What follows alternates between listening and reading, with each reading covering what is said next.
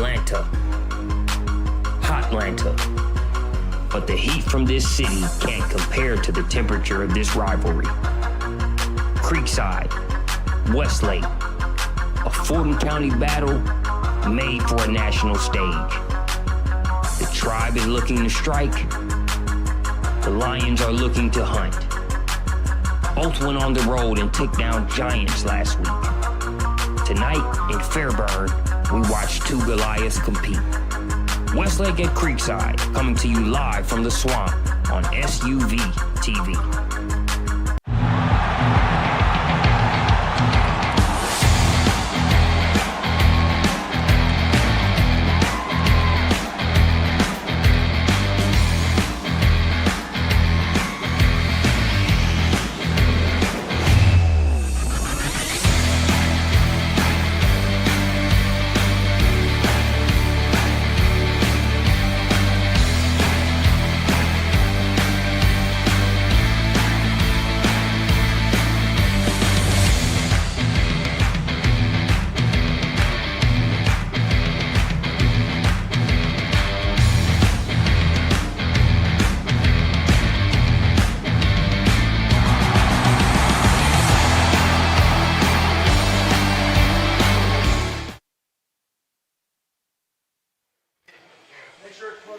And ladies and gentlemen, welcome into the swamp. Great Friday Night Lights matchup on tap for tonight. I'm Marcus Burnett, joined by Sylvester Williams, also known as Sly, the sports guy. Sly, doesn't get any better than this rivalry here. Creekside versus Westlake. It doesn't get any better than this. This is the battle of South Fulton right here. You got neighbors. You got kids who've known each other since they were in elementary school, playing for their home teams, representing each other. Teams separated by what? About 5.5 miles apart. This is what it's about. This is high school football, baby. Sold out crowd. This is what it's all about. So it's a Fulton County matchup, but with a national type of feel to it. When you look at the buzzing, you had fans that were here 90 minutes before kickoff to get their seats. We look at the matchup at a glance. Westlake 2-0 with wins versus Archer, and at Colquitt County, Creekside, they're 1-0, haven't lost yet. They went on the road, defeated Grayson. Westlake won last year's matchup, Sly. Westlake, they took out Creekside last year. It was at Creekside, but don't be fooled by that score, 27-7. What happened? Creekside's running back got hurt in the first period. They managed to get in the red zone 4 times and couldn't put it in the end zone. This tribe, this Creekside Seminole tribe, they're hungry for some revenge tonight. Well, the tribe, let's take a look at some of the players to watch for the host here, Creekside High. As both teams walk midfield. Sly, give us some of the guys to keep an eye out for on the Creekside of the ball. Everything starts with the leader. You got your senior quarterback, Naquilette. Let is a leader. He's one of the most athletic players on the field. He's the field general. 3-year, 2-year starter. He is ready to go. On the other side, you got Cameron Birch. Cameron Birch is like your utility guy. He does it all. He lines up at running back. He lines up at receiver. He's a kickoff returner. On away games, they say sometimes he even drives the bus. He does a little bit of it all. And then the last guy down there, Dances Miller, he is your All-American. He is that guy. He is your cornerback. Has over 30 D1 offers already, class of 2022. He's going to be the one in charge of shutting down that Westlake passing game. That Westlake passing game, able to be part of the victory during their last matchup. As we take a look at some of the players to watch on the Westlake side. You always want to start off with a guy in the trenches. I'm talking about a man amongst boys out here, Horace Lockett, all 6'5", 315 pounds of him. He's a Georgia Tech commit. This offensive lineman, he's what they call an earth mover. He gets people out the way. Now you go to your leader. You got your quarterback, R.J. Johnson. R.J., he's averaging about, I want to say about 160, 170 in passing so far this year, leading the team down the field. He is a man-child out there again. And then your last guy, Jaden Thomas. Jaden Thomas started off the year as the second-string running back. The first-string running back got hurt in the first quarter. What did Thomas step up and do? He stepped up and rushed for 100-something yards in the first game. Came back and topped it off with 95 yards in the second game. Jaden Thomas, you want to watch out for this young man as he tries to run through this Creekside defense tonight. As the visiting Lions head to their sideline, and Creekside here in the swamp looking to go 2-0 on the season as we have a Fulton County rivalry here. Slide, this is a big game, big implications. What do you see as some of the keys to the game presented by HBCU League Pass? Here's the thing. This is big brother versus little brother. Big brother versus little brother. But here's the question. Who's big brother and who's little brother? Now, if you look at the coach, Coach Maurice Dixon from Creekside, I talked to him at practice, and he said, they have dominated these past couple of years. Westlake has been you want to look at the early season kinks. This is still early season. This is the second game for Westlake. I mean the second game for Creekside and the third game for Westlake. You still have who will have the early miscues, the fumbles, the mental mistake? They've died out. Has it died out? Right now, Creekside was riding on a high. They went up to Grayson and beat Grayson like they stole sons, took one out of the Grayson Rams. But has all that momentum died? They've been off a week. Well, we're gonna find out. We got kickoff coming up right here on the SUVtv Game of the Week, brought to you by HBCU League Pass. Westlake, they'll come out, they'll have on their gray uniforms. I want to say that's maroon. We'll say that's maroon numbers and gold trim. Now Westlake, they'll have on the white uniforms with the blue numbers and the blue hats and the blue pants. Here we go. Getting ready to kick this thing off. Let's see what happens here on the SUVtv Game of the Week.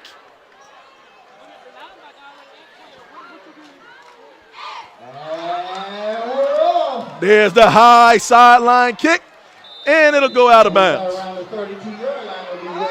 And here you go. We've been anticipating the big game all week, and then we start off with a high sideline kick out of bounds. Way to take the air out of balloon right there. All right. Lining up. We're going to see two massive lines tonight. The offensive line for Westlake is huge. The offensive line for Creekside is huge. We're going to see what these land movers, these earth movers can do. Westlake, they're going to come out. Looks like they're going to start off with trips. Trips to the home side of the field. Johnson in the backfield. Flanked to his right by Zion Young. I'm sorry, Jaden Thomas. We got two nines. We got two nines on the program. We got to get that right. Westlake brought 90 players. They brought everybody.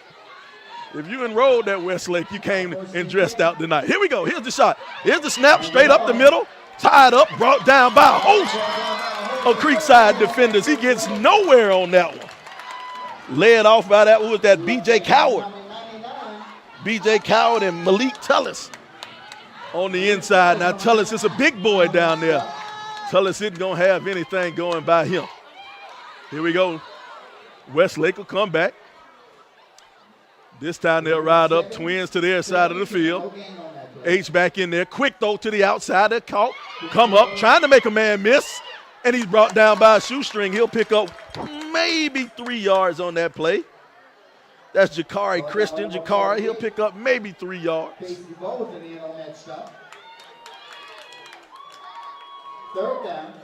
Now here we have it, 3rd and 7. 3rd and 7.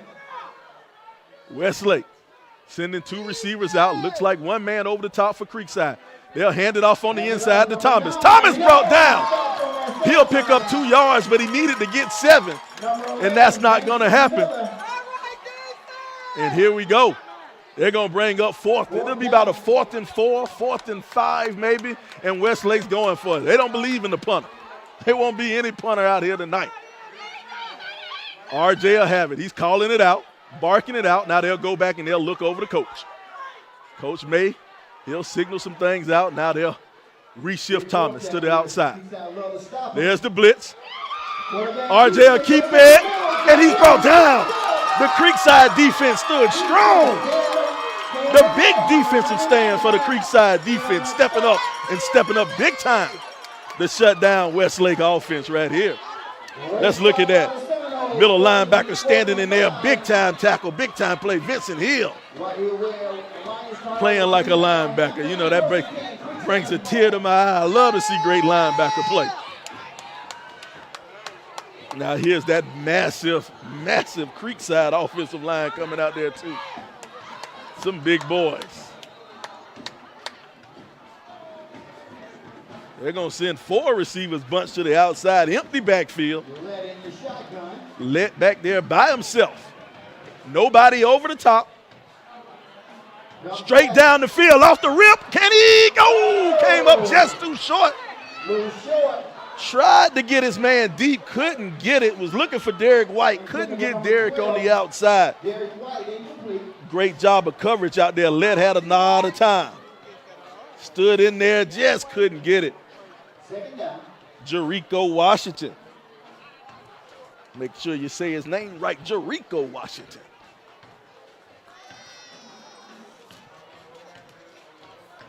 All right, here we go. Reverse wishbone in the shotgun. They'll hand it off up the middle, trying to find his way. Met by a host of Lion defenders. Maybe a 3-yard gain on that play. Maybe a 3-yard gain. We'll give him 3.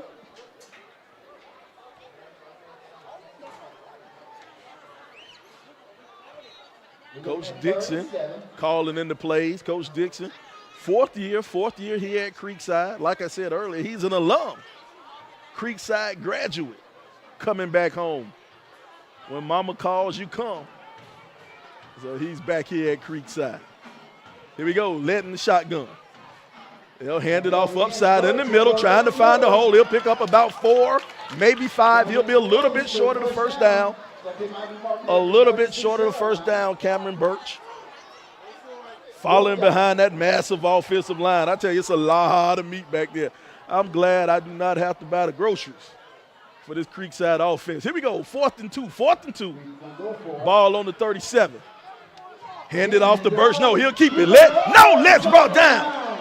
Brought down from behind and tackled Gannon Weathersby. Gannon Weathersby came from the backside and brought him down. Big play by Mr. Weathersby. Look at Weathersby coming down the line, staying down the line, didn't fall for it and brought down the quarterback. Good job by Weathersby. Looks like we're going to have us a defensive ball game here. 2 Titans feeling each other out.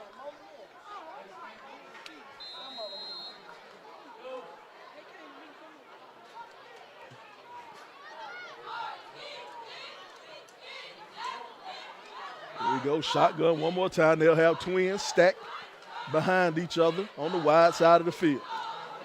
They'll send them in motion. Now they'll roll out, waggle to the other side, feeling the pressure. A lot of bumping over there, but no, referee didn't call anything. I guess they're going to say great defense. Who is that over there? Daquan White. Daquan White with the coverage on the play. Ooh, got it a little late. I don't know. He might have got there on time. Home field, you're going to get that call on the home field.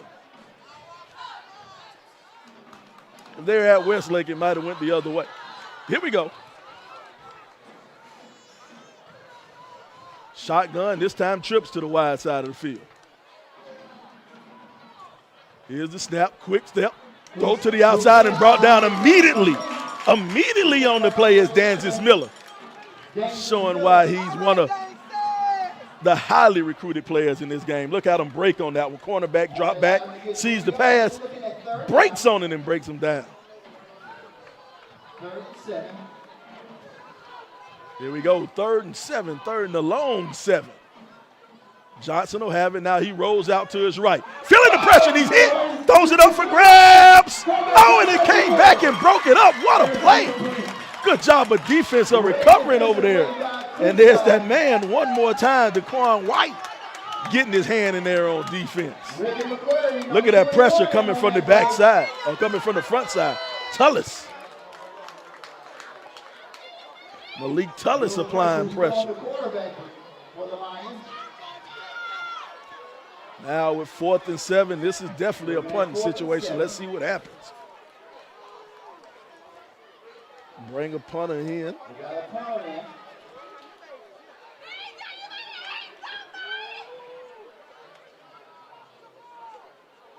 Here's the snap. He'll catch it. He'll run with it. Rugby style kick. Oh, it's going to take a Westlake roll and keep on rolling. Right there on the 20-yard line with the friendly away team roll. 8 minutes and 11 seconds left in the first quarter, folks. Still no score. Got us a good one here. Got us a good one. 0-0. Creekside versus Westlake. Battle of South Fulton.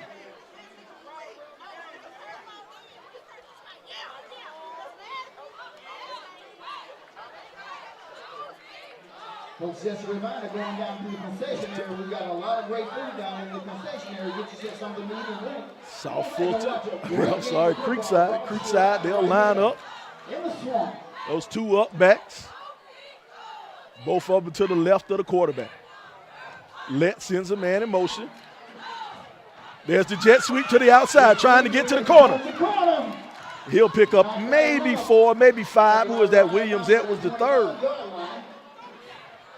William Edwards picks up about 3. Trying to make it to the outside. They're going to give him about 5 yards on the play. No huddle offense. Creekside getting the play in from Coach Dixon. Here we go. Trips to the home side of the field. There's the blitz coming on the outside. Oh, they were waiting on it. The Westlake Lions were waiting on that play. He ran straight into the blitz. Running backs looking back at the quarterback and said, hey, man, you should have caught audible on that play.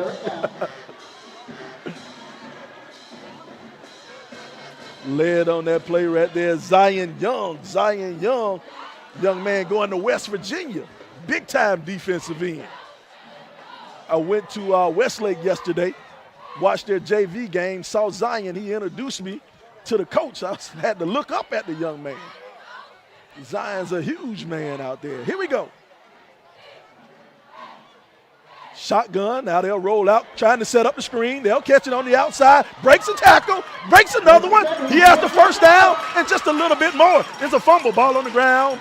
But I think Creekside's going to jump on top of that one. The fancy footwork over there by Isaiah Davis. Look at him. Isaiah making a man miss. Moving his feet. Isaiah, oh, you got to get out my way, offensive lineman. I appreciate the big men down the field, but you got to get out the way. Here we go, Creekside. Creekside 1st and 10. 6 minutes, 23 seconds to go. Here we go. They'll hand. Oh, Let will keep it on his own. Let finds a hole. He's at the middle of the 50.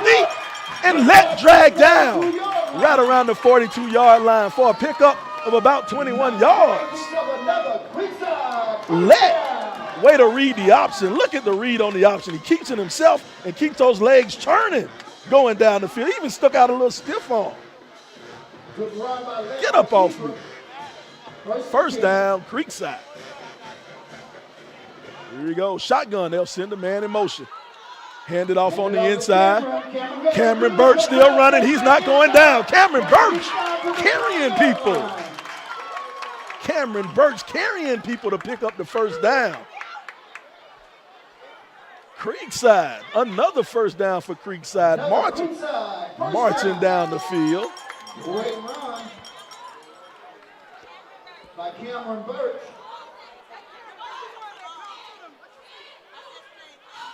Here we go. Twins, now they'll send a man in motion. Fake it, throw it to the outside. Oh, what a catch! He's at the 20, the 10. Can he? Oh, he'll step out of bounds. Lorenzen York with the big catch and the first down, and we'll have it inside the 10 at the 6-yard line. Let the York. Look at Let throws it out there just over the hands of the defender.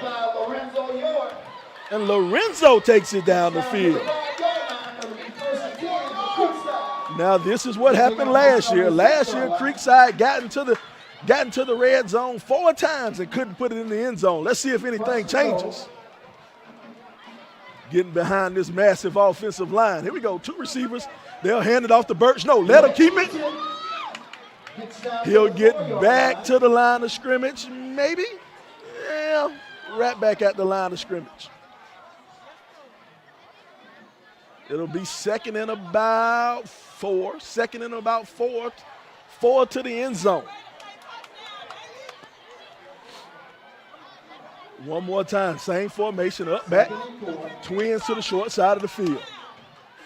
Handed off to Birch. Birch straight up the middle. Birch pushing his way into the end zone. They're going to say touchdown. Cameron Birch running like a grown man, running over people and getting into the end zone. Touchdown, Creekside Indians. Look at Cameron Birch getting the handoff, falling behind that offensive line and just driving those legs into the end zone. Cameron Birch with the first score of the night. They'll attempt the extra point. Number 19 will be holding. So the kicker, Judah Harper. Here we go, snap, whole place. Oh, kicked it low. No good. Little bit of miscommunication on that one. I don't know if the kicker was even ready to kick. I think his steps were off. Might have been a little bit too high of a snap. But the score is 6. Creekside, Westlake 0. We're here at the SUVtv Game of the Week, brought to you by the HBCU Pass, League Pass.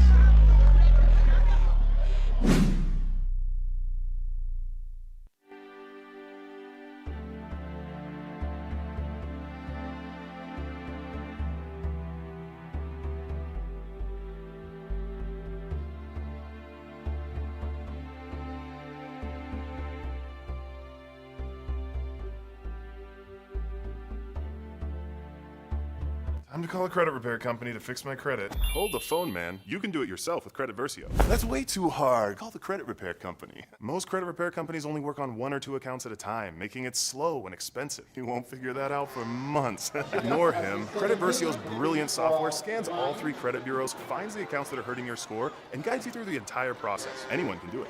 Let's fast forward and see the results. Wow, I fixed my own credit and saved hundreds. You can do this. CreditVersio.com. Back around the 13-yard line. And he brought him down.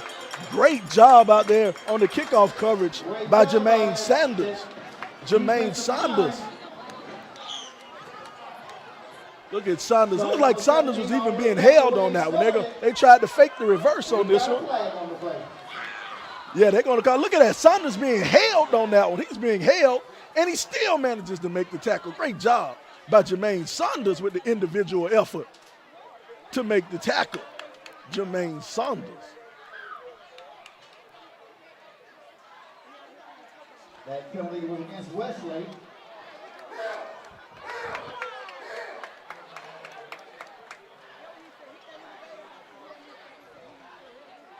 All right, Westlake will have it 1st and 10, ball on the 10-yard line, deep. Back in their own territory. Here we go, R.J. Johnson lining up at quarterback, calling it out. There's the handoff, cut back. Oh, look at him lower his shoulder.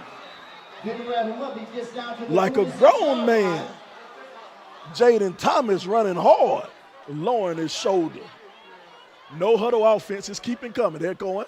They'll hand it back off to Thomas. This time Thomas is met in the backfield by a few Creekside defenders led by Casey Bolton. Casey Bolton, first man there on the tackle.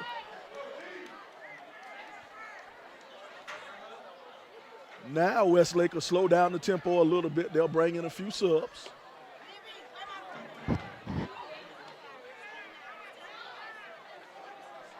It'll be second and about 14. Loss of 4 on the play.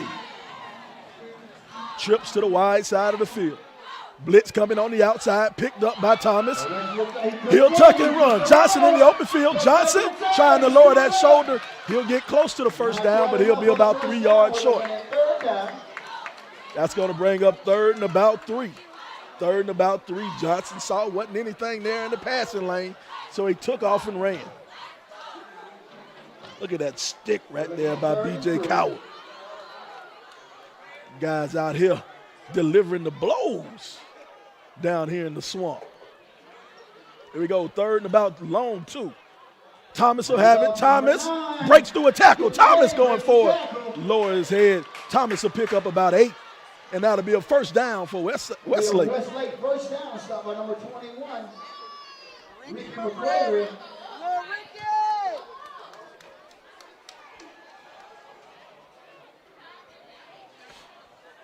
Here we go. 1st and 10. 1st and 10.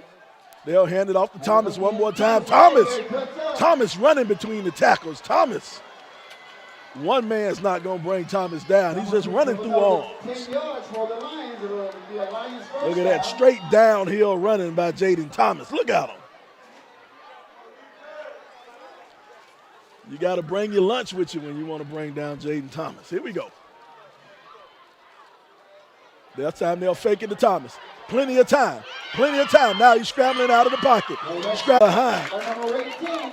Casey Bolton one more time. Casey Bolton with the sack. BJ Colbert made the stop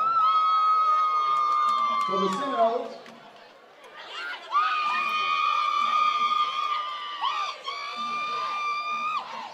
Next time. Casey Bolton bringing down R.J. Johnson. Also 48, Casey Bolton in on that stop for the Seminoles. We're looking at 2nd and 14. All right, here we go. 2nd and a long 14. They'll hand it back to Thomas. This time Thomas is met in the backfield by the entire Seminole defensive line. He goes nowhere, and he might have even lost 2 on the play. Along with number 99 for the Seminoles. Tullis and Bolton making their presence felt all game on this defensive line. Bolton and Tullis all over the place. Here we go. 3rd and a long 15. Here we go. Shotgun trips to the wide side of the field. They'll bring it back. Bolton pulls it back down. There's the pressure. Sack brought down. Coming in on the blitz. Javon Miller. Javon Miller with his 3rd sack of the year. Javon Miller coming through on the blitz.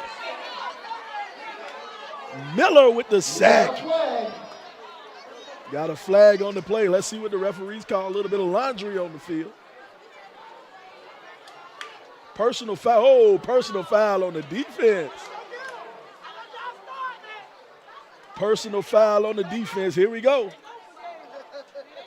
Here we go. This is what we got to let you know. Football, now you got to be tough. You got to be strong, but you also got to be smart when you play football out here.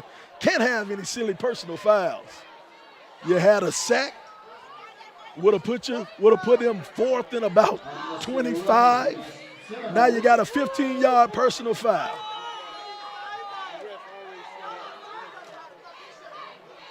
Football, it's a thinking man's game. You got to think to play this game. 15 yards. 15 yards. Now Coach May, he's on his side of the 50. It's 4th and 8 now. Now he has a decision to make. Does he go for it or does he punt and play the field position game?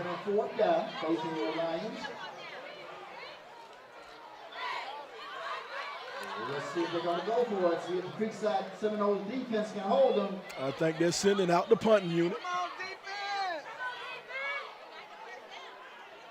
Sending out the punting unit, back number 5, Cameron Birch, back to receive the punt. Hanging out around the 10-yard line. 48 seconds left in the first quarter. Caden Lee back to punt. Creekside up by 6. Birch will be the guy trying to receive the punt. Let's see if he kicks it that rugby style one more time. Come on, defense. There's the snap. He'll run. There's that rug. Oh, nice kick by Lee. Fair catch called by Birch. And Birch will field it on the 15. Here we go. 41 seconds left in the quarter. You heard it, 41 seconds to go in the first quarter. The score, 6-0 Creekside on top of Westlake. We're here live on the SUVtv Game of the Week. Brought to you by HBCU League Pass.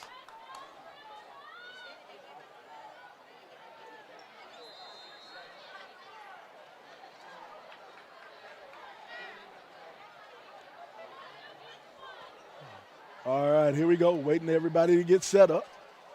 There's that massive Creekside line. Those guys are big. Here we go. They'll send the running back in motion. Now they'll have trips They'll hand it. Nope, he'll keep it. Let throws it to the outside. Oh, makes a man miss, trying to pick up some extra yardage on that one. That's a little bit of. I have never seen that before. That is a read option with a pass, a flare pass on the outside. That's new. I have never seen that one.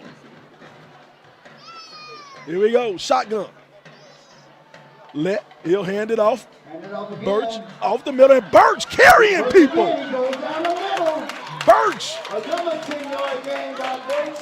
Birch carrying people for picking up another first down. Cameron Birch picking up another first down. They must have realized that the Martyr just started running in South Fulton County. We're going to have to start calling Cameron Birch the Martyr.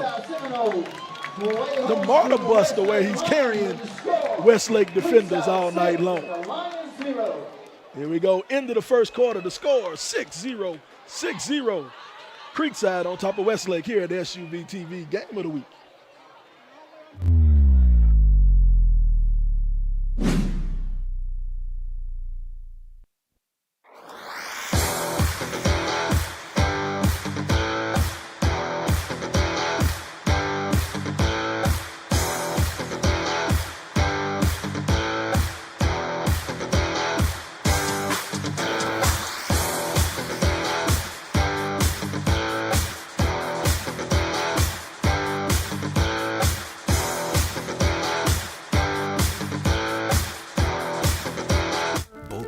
Keeping it real with Damian Lillard. If you can't find the right hype song, make your own. Dame Dollar. Bolt 24 Energize is lower in sugar and has caffeine. That's hype. Bolt 24. Welcome back here on SUVtv. Corey Hodges, Sly the Sports Guy, Sylvester Williams here with you. It's the SUVtv Football Game of the Week, presented by HBCU League Pass. It's Westlake and Creekside. Creekside Bowl to start at around the 40-yard line, and Sly, traffic's crazy. It's crazy getting in. What happened in the first quarter?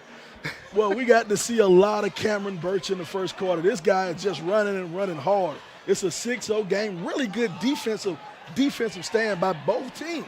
But Creekside got on the scoreboard first just with a pounding down the field drive. Now, they started this possession on the 15-yard line. They're trying to keep this up. Let's see if they can keep that momentum going. Westlake's ready to shut all of that down, though.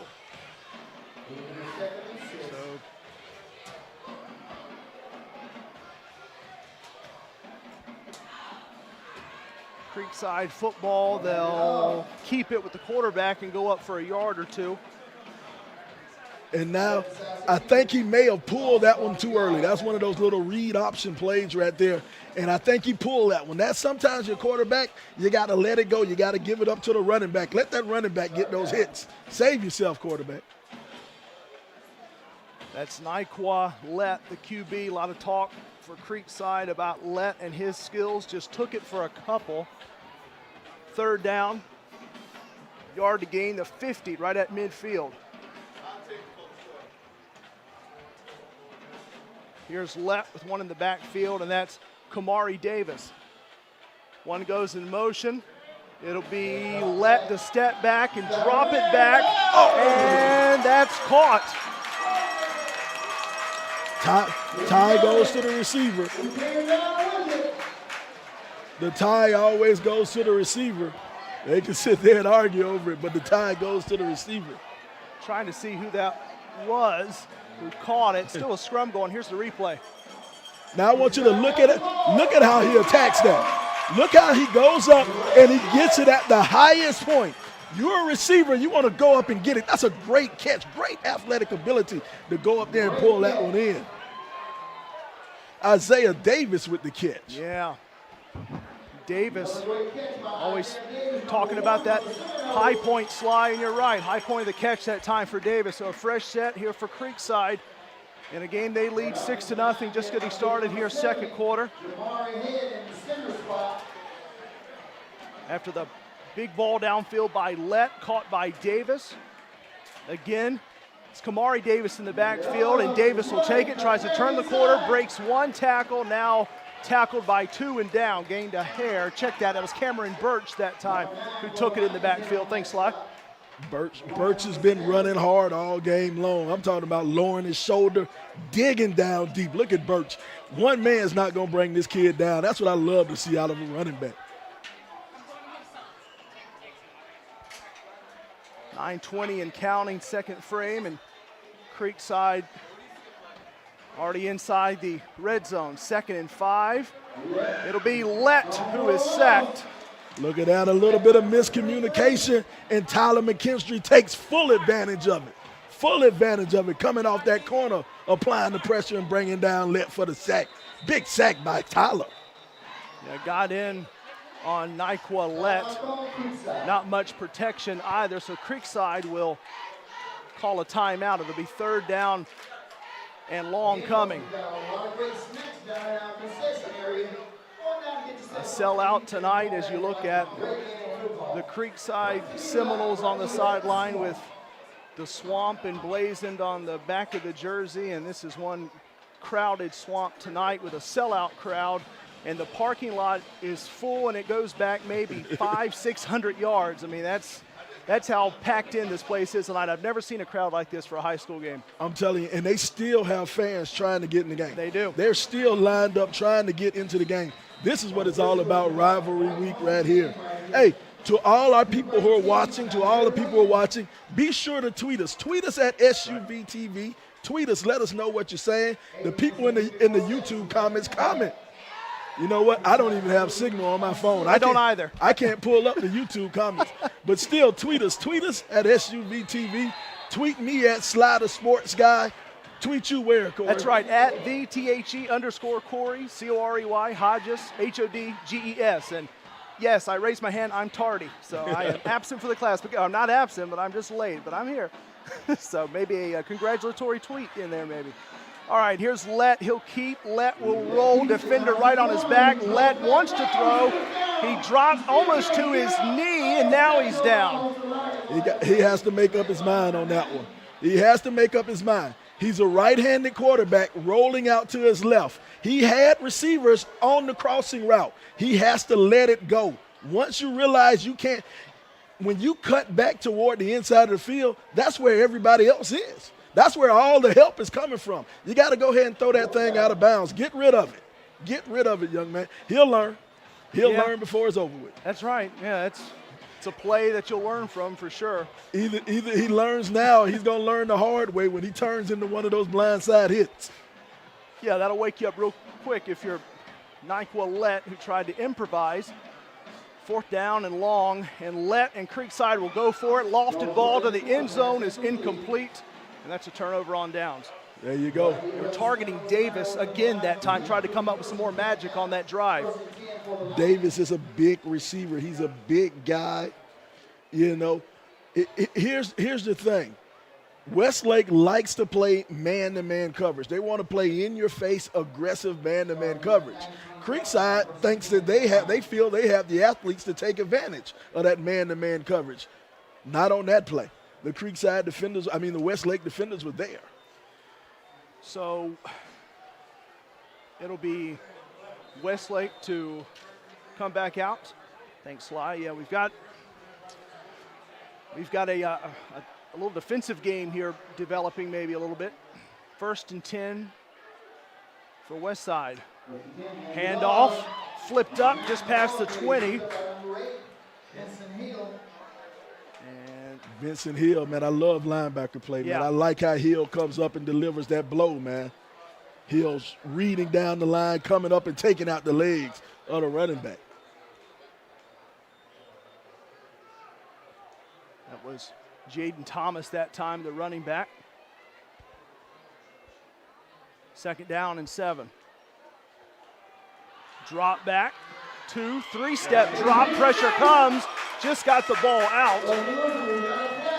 Now this is one of these things where you can pick your penalty right here, because there was a lot of illegal things going on. Look, you got a hold on this side. Look at your running back. They're going to call hold it. Oh, that might have called offense. That might have called defensive holding on that one. Yeah. But then you have illegal grounding. You got this. You can pick your penalty. Let's see what the referees call.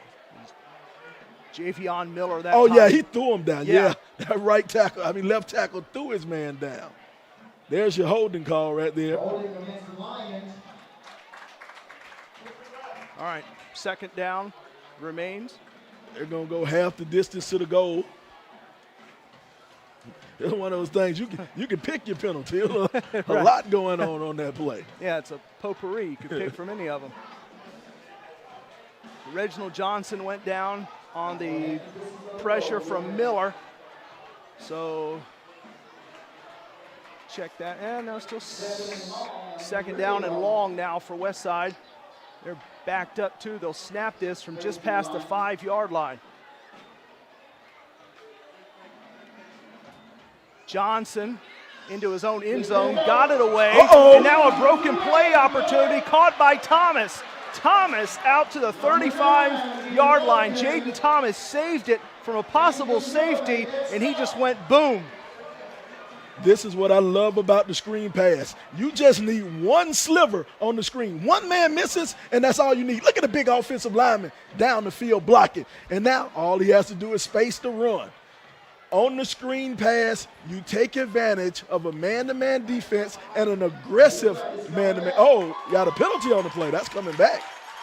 Oh, they're going to bring it back from Thomas. That hurts. He got 35 yards on that one and change.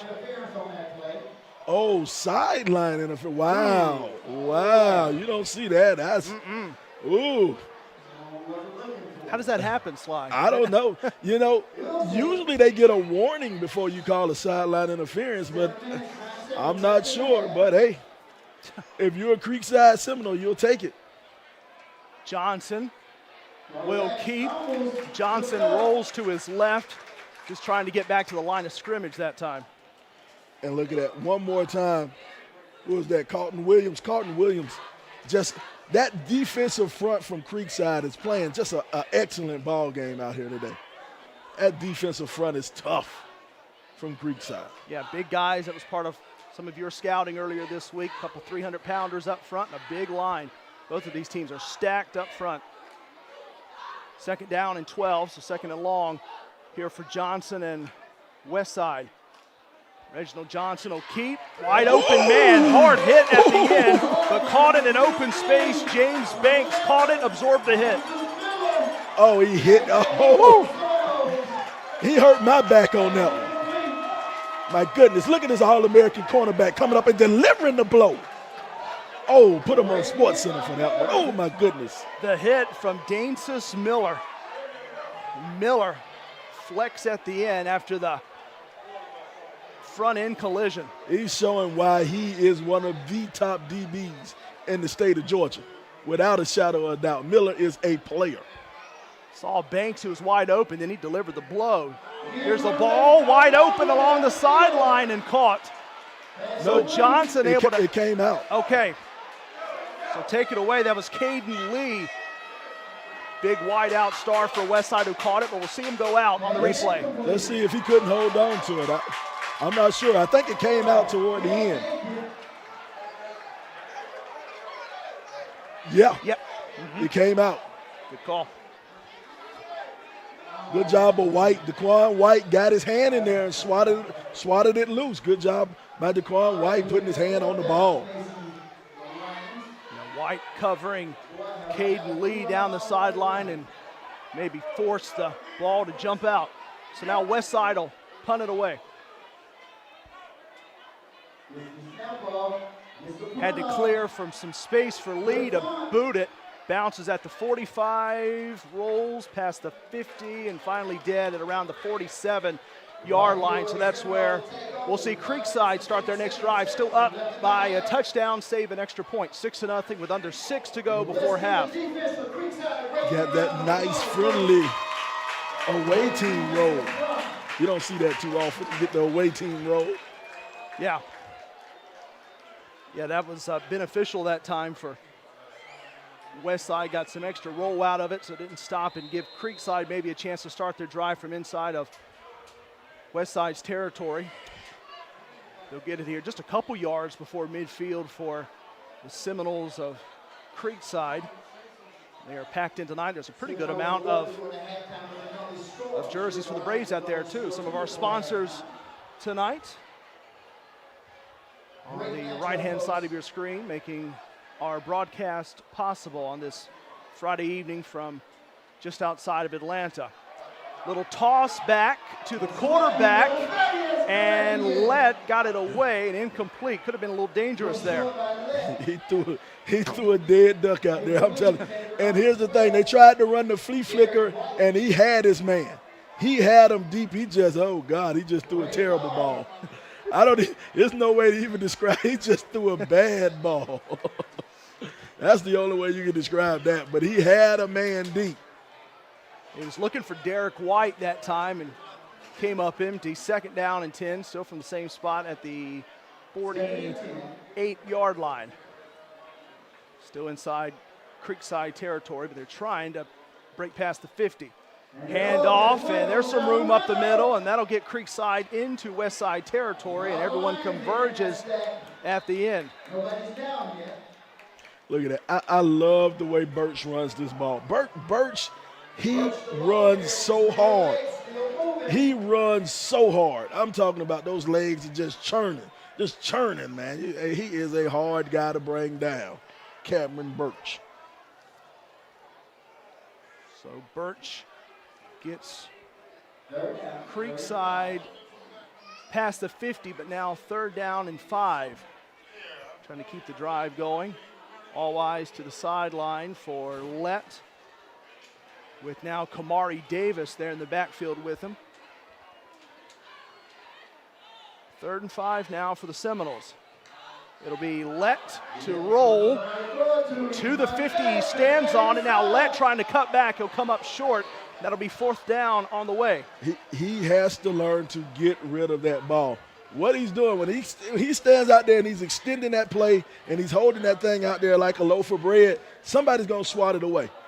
Right now, you got to make up your mind. Get rid of it. You can't get back to the inside. I know you want to do as much as you can do for your team, but sometimes just getting rid of the ball and fighting another day is the thing you need to do for your team. And you had Weathersby along with Zion Young right there in front of him. There's really nowhere for Nyqua Lett to go with the ball. He just found a wall in front of him with 2 guys in blue and white.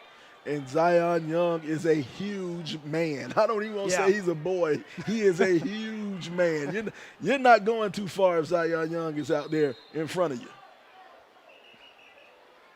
Well, Creekside's ready to punt this ball away, and returners back and ready for Westside. Heard a whistle.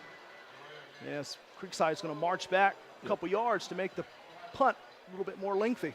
Yeah, they're going to call it delay a game.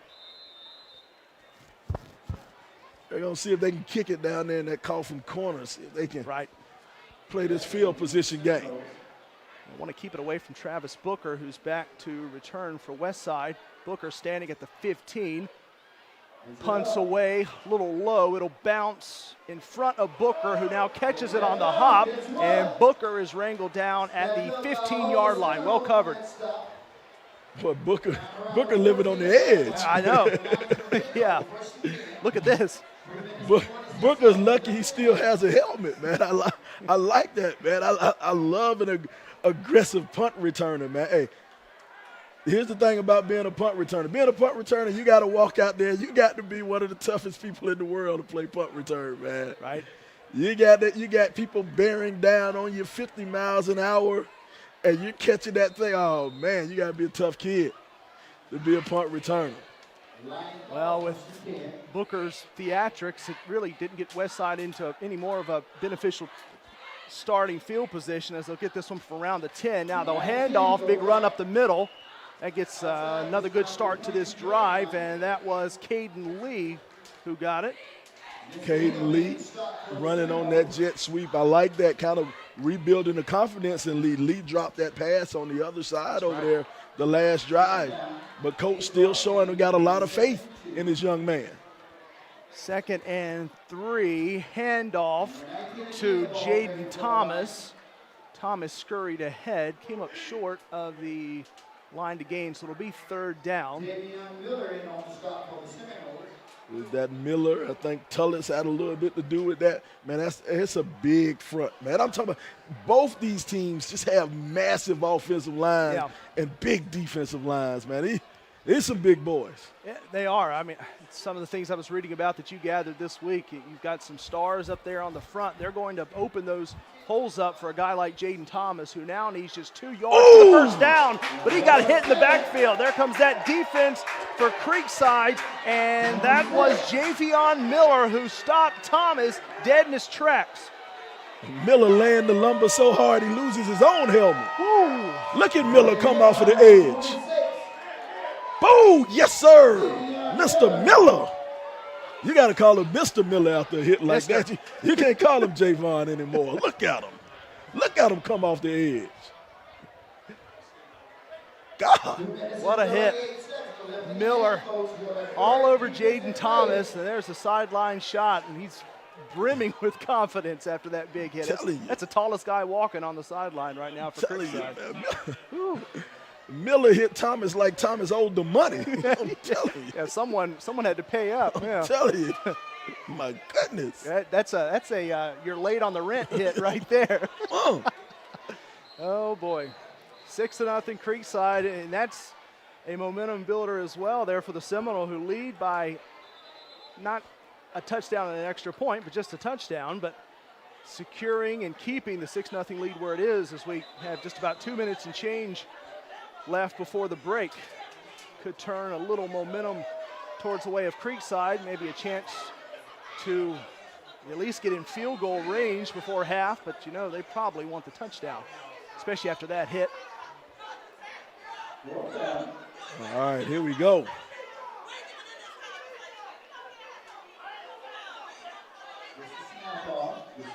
Punt. Fair catch called for right at midfield. Not thinking about doing anything with it. Probably a good move there as well to call for the fair catch for Cameron Birch. Once again, we see all our listeners out there, all our watchers. I'm sorry, all our watchers. I'm an old radio guy. Sometimes I say listeners, old radio guy. But all our watchers, man, make sure you tweet us. Tweet us at SUVtv. Man, we love giving shout-outs, man. We love talking to our fans. But here's the problem. We're not getting much cell phone reception down here. Got to try to figure out something here for half. I want to see what our viewers have to say as well and get some of their comments. I know we're missing that integral part tonight, but here's Creekside. One thing we're not missing, all the action on the field. Handoff for the Seminoles, trying to turn the corner. Maybe got a couple late out hit. of it. Yeah, that was a late hit on Kamari Davis. Super late hit. See, here's the thing. Look at this. Look at Davis. Davis is on the outside. And I want you to look at how far. Look at Davis. Look how he lowers his shoulder, too. Now, play's dead. Come on, Zion. You got to be smarter than that. You got to be smarter than that. And here's the thing about football. Yeah. Football, you have to be aggressive. You have to be mean. You have to be nasty. But you got to be smart. Right. You got to be smart. And that right there, Mr. Young, that wasn't very smart. Ooh. Here's another look. This will be in real time. Now we slow it down a bit at the end. And yeah, you're right, Sly. That is. See, look, it's 2 minutes, 20 seconds to go. Man, you're trying to get into halftime with just a 6-point lead. And now you give them an automatic first down and 15 more yards down the field. Yeah, this next snap's going to occur from inside the 35-yard line. Handoff. And an extra yard or two on the push. And was that Davis again? It was. Kamari Davis with another carry after that sideline hit. Let me tell you something about Kamari Davis. Kamari Davis last year, he was the second string back. He came in with 7 games to play and rushed for over 1,000 yards. Yeah. Rushed for over 1,000 yards in just 7 games, man. He's a hard runner. Second down. Rolls, open receiver, caught, trying to break a couple defenders and down to maybe the 7-8 yard line. What a catch that time. And then plow through defenders, caught by William Edwards III. and he did a whole lot extra afterwards. Or check that. Okay, yeah, that was Birch that time who caught it. Look at Birch. Look how Birch runs, man. I'm just really impressed with the way he runs behind his pads, man. He lowers his shoulder, and he loves to run. He likes contact, man. You see a running back who likes hitting people. Oh, I like that, man. Oh, I like that. It's a physical game. Handoff, open space to the end zone, touchdown. Creekside, another score, and it's Kamari Davis who goes to the house, and the Seminole lead 12-0 over Westlake, marching towards halftime. Look at Kamari Davis in the end zone, and look at this hole. Nobody touched him. The only thing that was going to stop Kamari Davis was Roosevelt Highway about 3 miles away. He could have kept running the Roosevelt Highway if he wanted to. That hole was big enough for me to get through there. What a run by Kamari Davis. Davis, see the space open up, and really just one defender to beat there, and Davis runs in for the score. Yeah, they're going to go for the 2-point try, incomplete. So Seminoles lead at 12-0 over Westlake with just over a minute left before halftime, and there's Kamari Davis scoring that touchdown. You see the fans all packed in, Sly. They love that. They're loving everything here tonight. Now here's something. Here's something that's big. First extra point was a low kick. It was a bad kick. Second extra point, they tried to go for 2 to make it 14. Didn't get it. Right. 12-0. It's a 2-touchdown game. It's a 2-touchdown game, and Westlake can put points on the board. Westlake's offense, they haven't found what they needed yet. But once they get going, they can put points on the board. Let's see if that comes back to haunt them. Our sponsors tonight, Weeball Sports, Urban Edge Networks, Swoop In, CBA Sports. Presenting our coverage tonight, look there at the downtown Atlanta skyline from earlier today, now of course under the cover of darkness. Fielded at the 10-yard line, return from Terrell, and he'll get past the 25 with 1:03 to go. Now here's the thing, it's 1:03 to go. Yep. You got the ball on the 26-yard line. What do you do if you're Coach May? Do you try to push this thing? I think all the coaches have gone down, so he's not going to get any help from up top from the coaches. So let's just see if he takes a knee and tries to get this thing on into the half with just a 2-score game. Me, I'm an old riverboat gambler. That's right. You know I like to go for it. I like to send my man downfield. Oh, Reginald Johnson Jr. in the backfield has his running back. Johnson will step back, open receiver, caught, and wrangled down immediately, and that was Jakari Christian. Now I want you to look. It looked like Miller's limping on the side now. Miller's limping, and he just fell down right there so they could get the referee to call time. Or something. I think he might have got a cramp in his foot or twisted an ankle or something like that. But here's the thing. I always say this is a thinking man's game. Miller got up, and Miller was limping.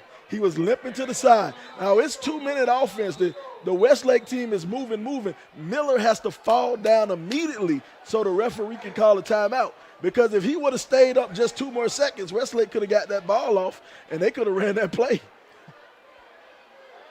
Johnson, back pressure, ball away, incomplete. He threw that one up high. Didn't have enough time to plant his feet and make a solid throw.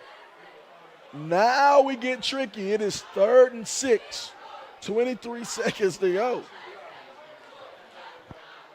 Do you try to just run it one time? Or let's see if they can run it one time, keep the clock moving. Does Creekside call a timeout if they get a stop? The chess game.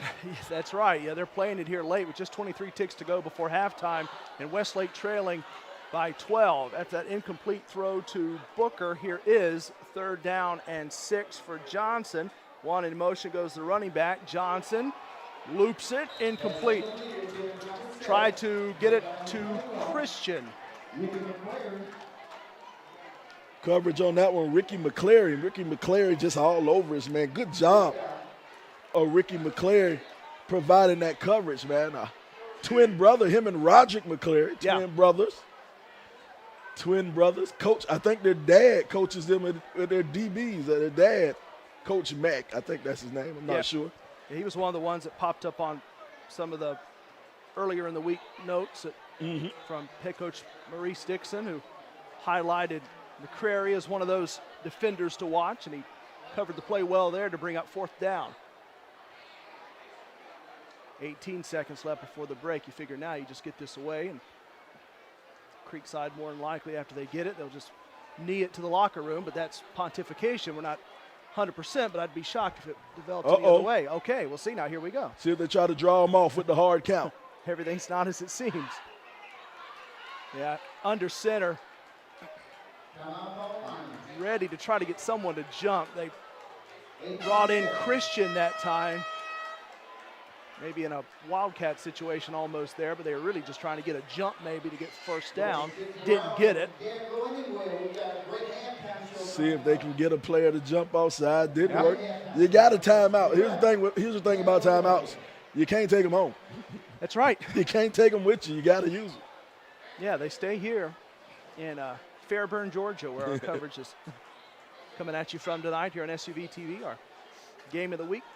Returning a couple weeks into the 2021 high school football season, and we'll have a half to catch our breath, which is well needed tonight as you look across the way. Come back for what should be an exciting second half, especially considering Westside's getting blanked, and that's probably a little shocking to some coming in. A little bit of a high snap. Now the ball is away. A short little kick. It just clears the 50, 45, 41-yard line. That's where it'll sit. Clock keeps running. Now pauses at 7 seconds left. Here you go. 7 seconds to go. Yeah. I told you I'm a riverboat gambler. You are. You know my heart. I do. You know what I want to do. Let's go downfield. One quick time. I'm a riverboat gambler. I gotta see it. I want to see fireworks. I guess in a way though, if you think about it, it wouldn't be the worst situation here for Creekside Slide to try that, because again, you're looking at the clock. Even if it gets picked, granted that's an interception on your record, but do you have enough time to actually get enough blocks to make it back down? Anything's possible, but the time is in the favor of Creekside. Here's the hook. Although we've got some the old hook and ladder. The old hook and ladder play, that should be the one that's coming up. Yeah. Attention back now on the field. All right, calm down. Trying to get everything settled up in the stands first before we get this next one. Yeah, we've got to call a timeout here. Figured that was coming, Sly. So 12-0, Creekside leading Westlake, and there's a look at the Lions across the way. 7 seconds. Like I say, man, you know I'm an old school riverboat gambler, man. I want to see it go downfield. And me, at a situation like this, you know you're going to have two safeties deep. You're going to have people deep. So this is where the old hook and ladder comes. You know, you get your man to run that hook route. You lateral toss it to the receiver, the running back out of the backfield. And then you just toss it. You play toss till you get to the end zone. Yeah, looking maybe for a couple blocks to key something and try to come up with a late little miracle here before halftime. Seminole return. Lett has one in the backfield, but Lett more than likely he's going to toss this thing. Here he goes.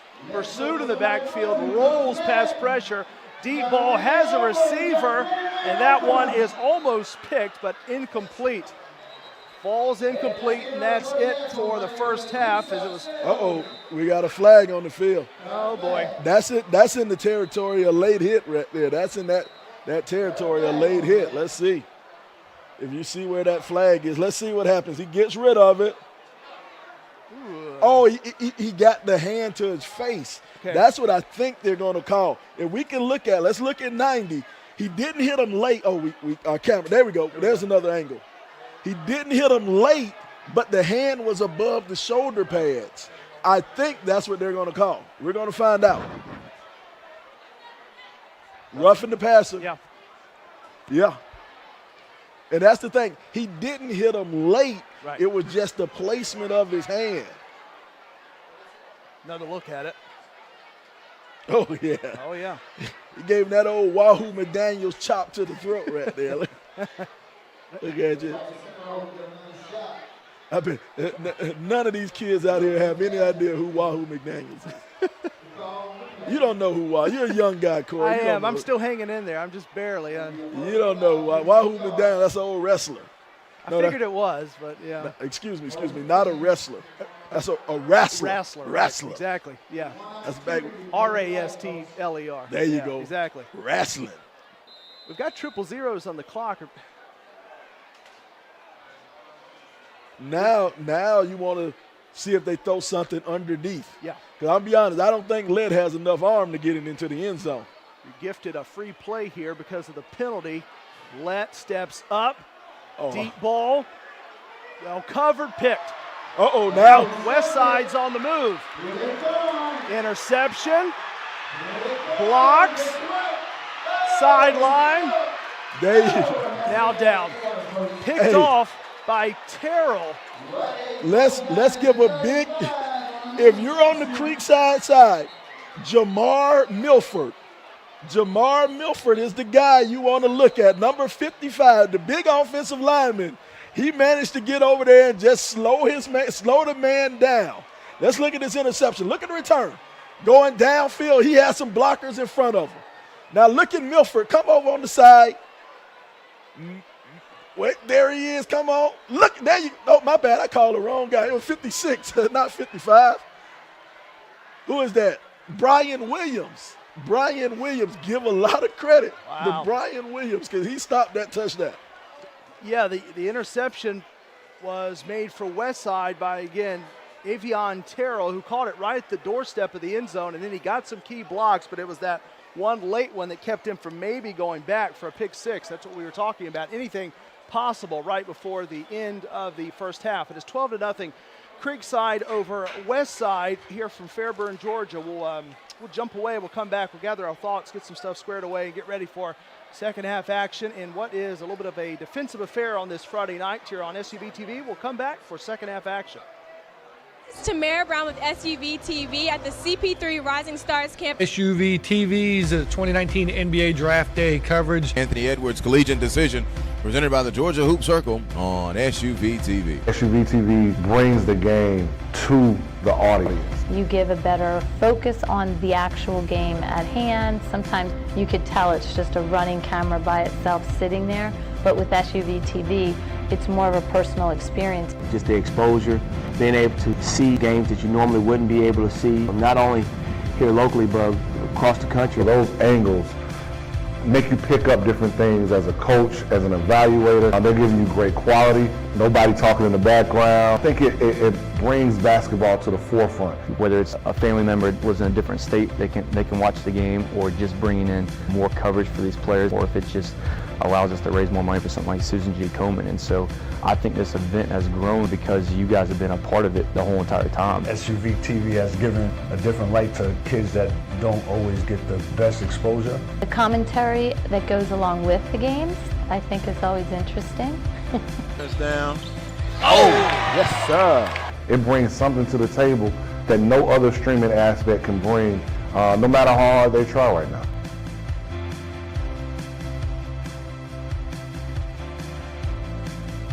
Game time, Avian Williamson at the buzzer. That is how you get the Peachtree Corners Invitational started. And that will do it. Thanks for joining us.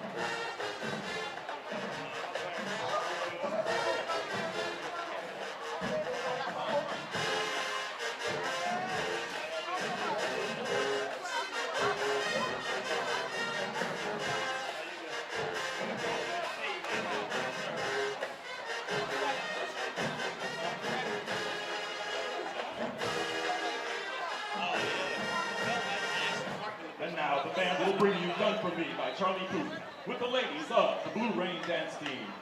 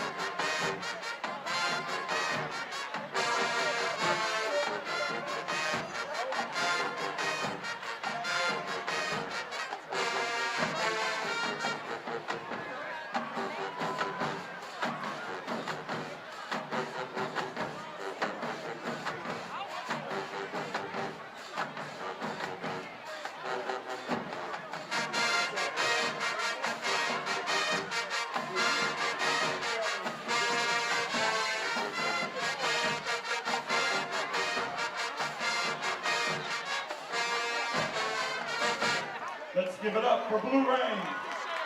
We now invite you to sit back and enjoy the sounds of Leave the Door Open by Bruno Mars.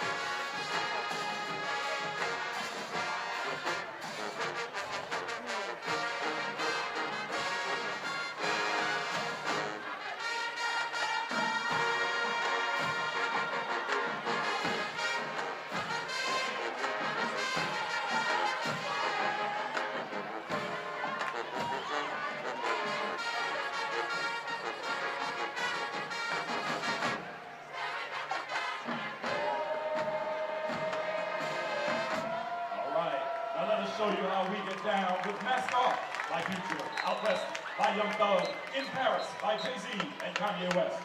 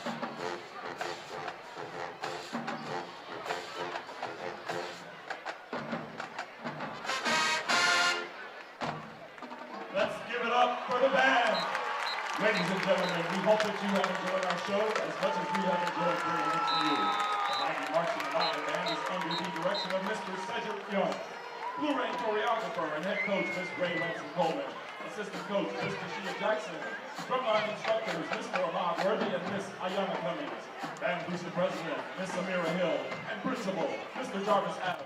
We thank you. Good night and be safe.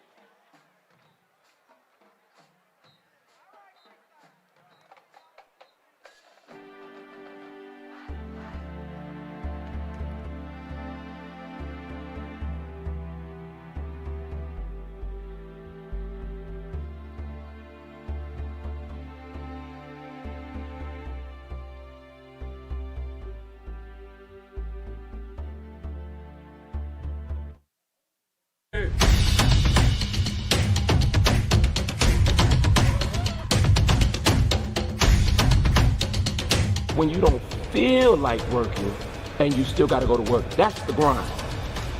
And that's what you have to do sometimes.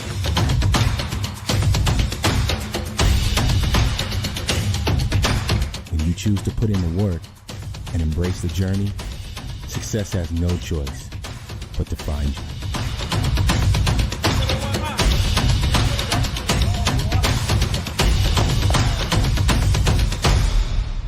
Buzz, come here.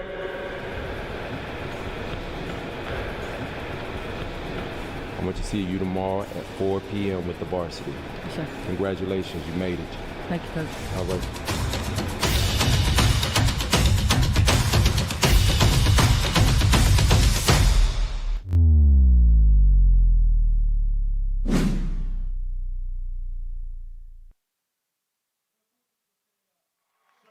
Give some love.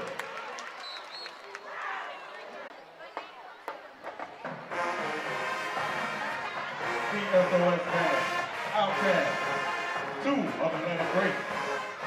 Sit back and enjoy. Because here in the South, we got something to say.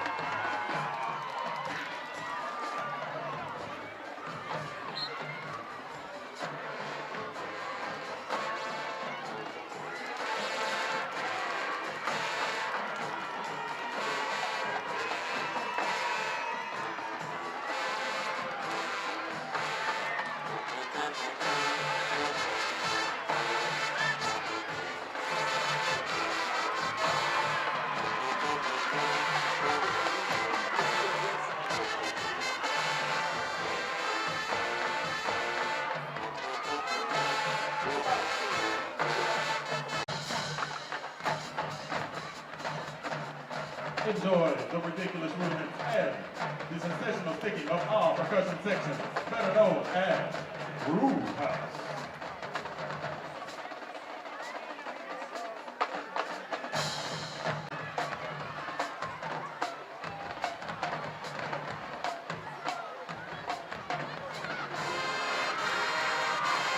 Dancing to Britney Spears, Break the Ice, the Golden Essence Dancer.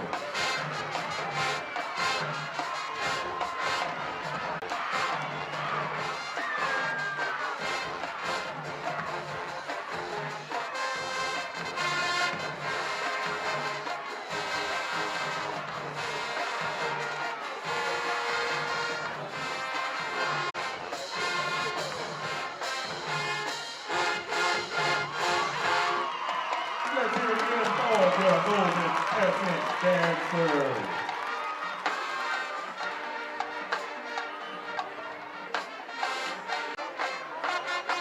All right, man. At this time now, it's nothing but a straight ATL party. Now, two.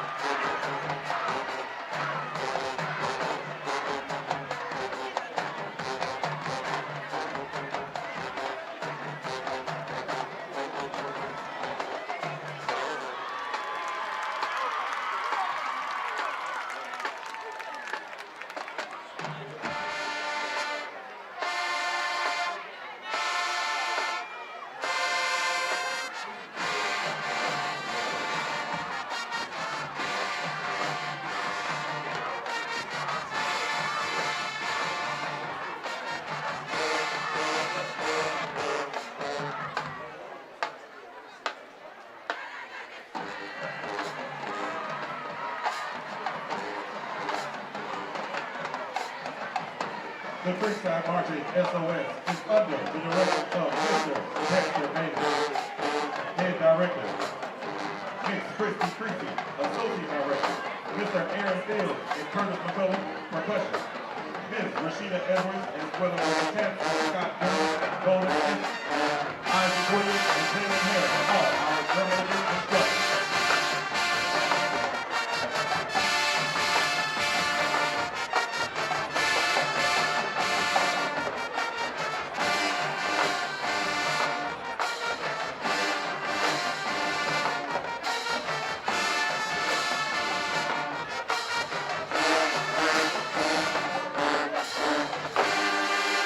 This has been another Marching FOS production.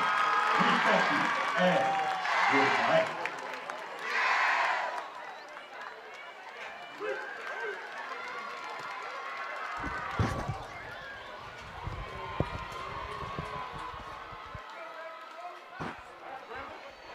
All right, we're back, getting set for second half action between Creekside, the Seminoles, and the Westlake Lions here from Fairburn, Georgia on this Friday night. Corey Hodges, Sly the Sports Guy, Sylvester Williams here with you. And Sly, you see the score there on your screen, 12-0 Creekside. This was a defensive game at times, but Creekside able to get that late Kamari Davis touchdown, which gave them a little bit of an edge. As again, we say hello. And right now, the Seminole here at home in advantageous territory, getting set to start the second half. As we look back at some highlights in the first half, brought to you by HBCU League Pass. Look at that massive line and that hole that these guys brought up. That hole that these guys brought up for Kamari to go straight through the line. Go straight through the line to score the touchdown. I mean, it's just a massive offensive line from Creekside, and they're just clearing out space, and they've been doing that all night. Yeah. And between Kamari Davis and this guy right here, Cameron Birch, look how Birch pushes the crowd forward. Look at those legs. Just keep on churning. Just digging up front. Man, he's a little guy, but God, he runs hard, man. He runs so hard. Yeah, the duo of Birch and Davis tonight for Creekside. Birch scoring that first touchdown that was back in the first quarter, and then Davis scoring the one late. We saw them back to front there in opposite order, but those have been the two scores for Creekside tonight as they lead. Great halftime performance. Some great bands out there, Sly. Man. I know you're always into that. That's your favorite part. Man, I tell you, man, I love seeing the band, seeing the kids out here, man, putting on the full show. The kids out here with the band, man, they're out there stepping and dancing and blowing, man. Hey, you know, it's funny. You know, I'm a football guy. You know, I played football my whole life, went to college, played football in college. I never got to see a halftime show. I never saw half in the locker room until I started calling games. Right. Once I started, I've been calling games now about 20 years. So I got about 20 years of halftime shows, you know. But man, I love it, man. I love and that goes to show our listeners though our watchers, I'm sorry, I said listeners one more time, our watchers, man, there is talent all over. You know, true, you guys tuned in to see the talent on the football field, but it's talent in the stands, man. These kids out here playing their instruments, man, dancing out, man. It is talent all around, man. I'm proud of those guys, man. Westlake. Hey, as a matter of fact, all our watchers, I need you to tweet us at SUVtv. Let me know who won the halftime show. Tweet us at SUVtv or tweet me at Sly the Sports Guy. Let me know who won the halftime show, man. Oh man, that is awesome. Yeah, get social media engaged there. It's pretty even tussle there for the halftime show award. Saw and also heard some great cover renditions of some popular songs. And a nice sound for the halftime performance. And now we get the field cleared away. You see Westlake there as well, getting their warm-ups in and trying to battle back from this 12-0 deficit against Creekside. And Westlake, these Lions, after some terrific early season performances and a couple of big statement wins down here on the road, not too far away in this, as they always call it, Battle of Fulton County. And there are the Creekside Seminole warming up as well, kind of roaming around the end zone. The Seminoles ready to do battle as well. But you got Sly. Adjustments, of course, need to be made for Westlake. So what do the Lions have to do to come back from a 12-0 deficit here? Well, the Lions have to find their way on offense. Yeah. On offense, they have a great offensive team. They have people who can put the ball in the end zone and go up and down the field. But that Creekside defense has stymied them. I'm not sure if they've completed a pass in this first half. I'm trying to figure out if they complete. I don't think they've completed a pass. They had that long screen that was blocked, that was brought back. They had that pass down the sideline that was knocked loose. And then they had that vicious hit by Miller that was knocked loose. Johnson has to get his guys under control and straighten up this offensive side. The defensive side from Westlake, they aren't playing that bad of a game. They've just been on the field for a long time. And when you look at that and how that will tax you out there as well, especially for Westlake having to play so much defense, that's something to where I'm sure they were grateful to have the halftime break and try to collect themselves a little bit in a game that, again, and you pointed this out as well, Sly, it's 2 times for Creekside when they scored, whether it was with Davis or when they scored the other one with Birch, where they tried one extra point, went awry, then they tried for that too. And I thought that was a pertinent point that you brought up late in the first half about it's only 12-0. It's not 14-0. So a touchdown and a touchdown, even a touchdown and a field goal, makes this not a 4 or 5 point game, a 2 point game. So Westlake has that in there to think about too. I tell you, and here's the thing with Creekside. Now, Creekside, what adjustments they have to make? They have to keep the ship going. They have to keep their ship going, keep everything steady. They have to have a big, steady diet, a steady diet of Birch. Birch to the left, Birch to the right, Birch up the middle. It's got to be a lot of Birch in the second half. And this is what happens if you run Birch. If Birch gets to going downhill, now the play action pass opens up.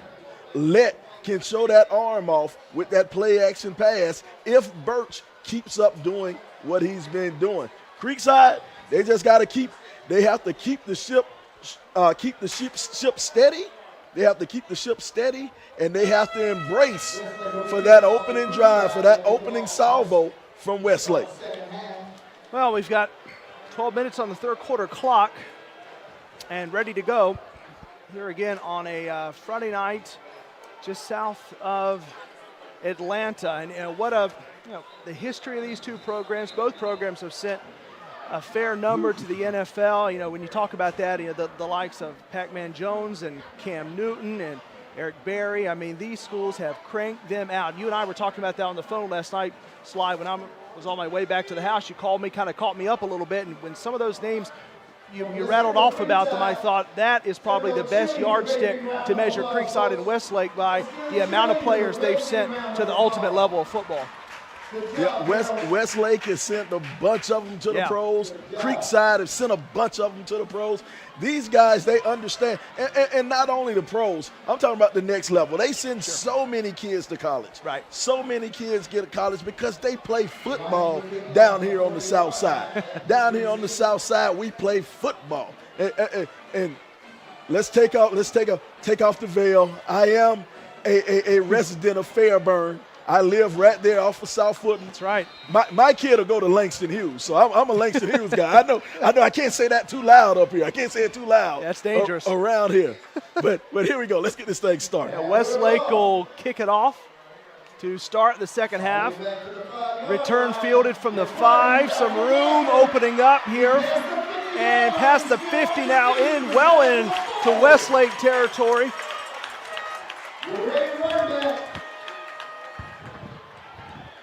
Here it is. Now look at him.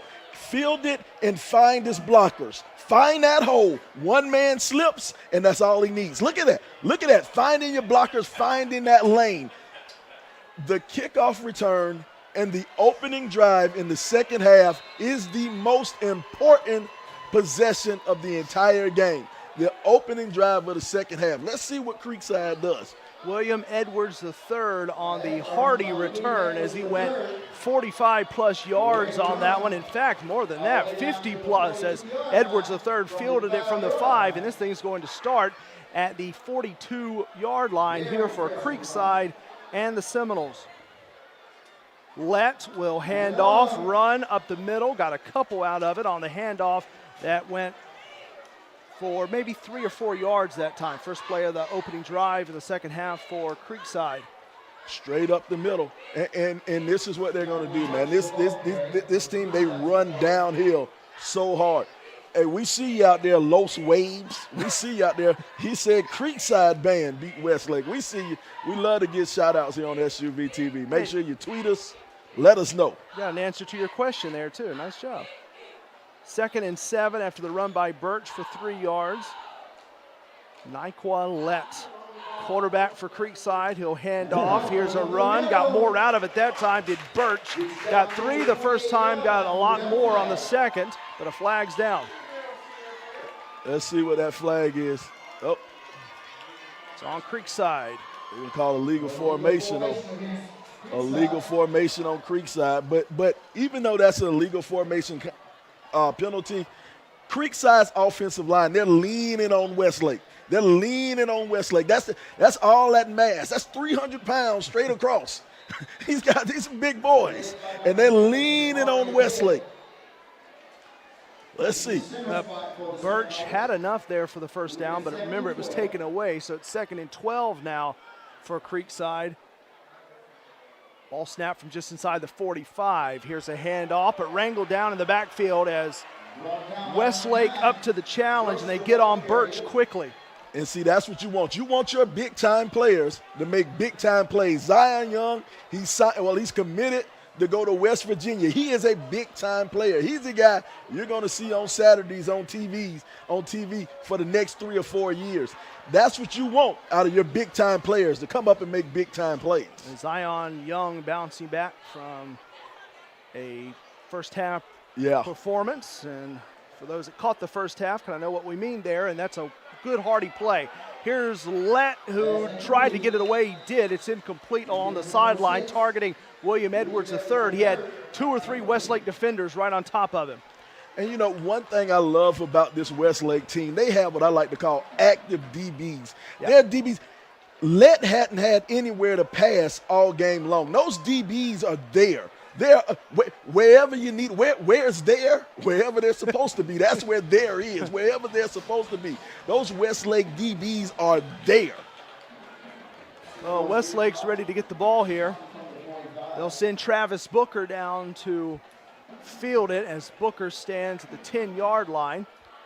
And Creekside not able to move further down the field after the great kickoff return. Booker waves the arm for the fair catch. That one around maybe the 11, 12-yard line. That's where Westlake will start their first second-half drive. Now, this is huge for Westlake. This is huge for Westlake.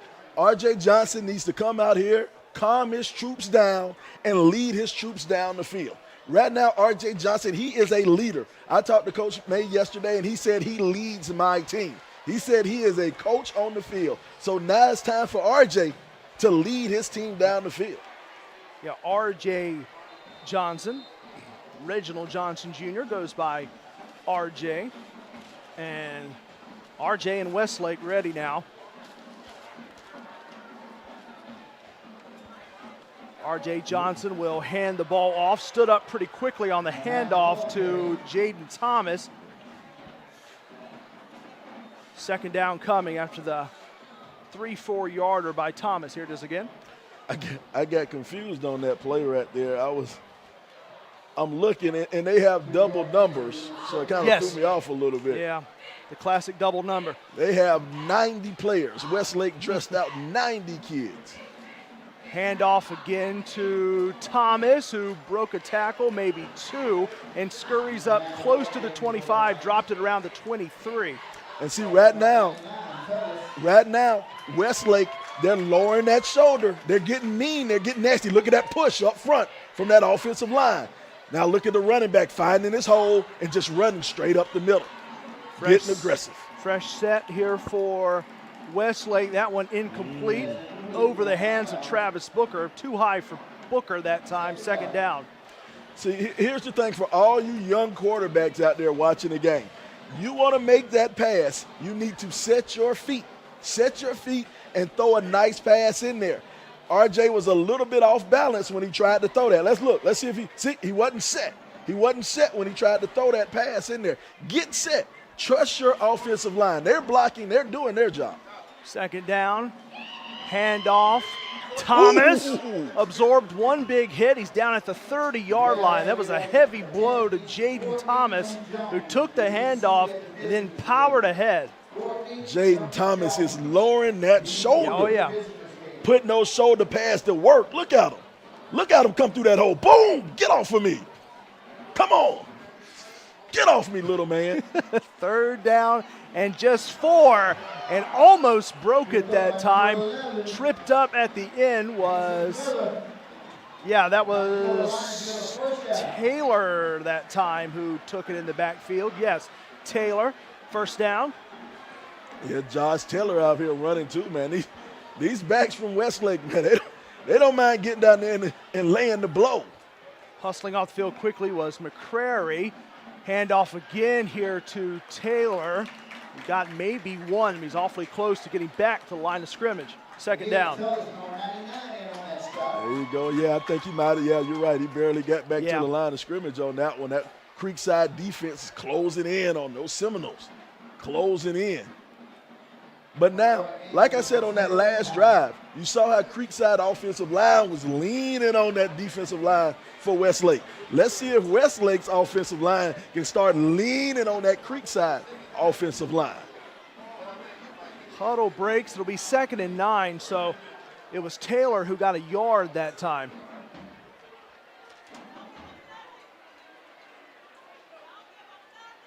R.J. Johnson keeps, rolls, fires, caught at the maybe 35-yard line that time. Reeled in by Caden Lee, and Westlake with a big play. Beautifully designed play. That little waggle route, they fake the inside, and look how it roll out to his right, roll out to his strong side. Throw a nice ball on that crossing route across the field. Oh, great play from RJ. Pretty there to Caden Lee. Johnson tosses it, caught at the 5-yard line. That's back-to-back to Caden Lee. One big play got him down to around the 30. The next one's going to send him up with a 1st and goal here for Westlake and the Lions. Clayton Lee, look at him. He's the Georgia Tech commit. Look at him go up and get that one. Falling down, catching that one. Oh, yeah. That's one man who's glad Georgia Tech isn't running the option anymore. Covered by Daquan White, but nothing White could do as Lee is made back-to-back. And now Westlake on the doorstep, but covered well on this run by Jaden Thomas. Working to his left, but Creekside was after him.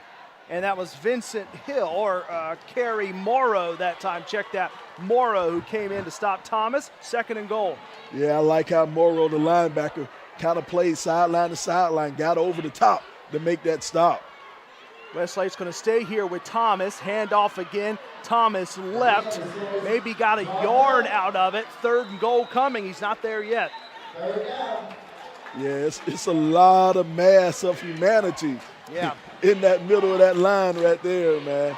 But you know what? This is goal line. This is goal line right here.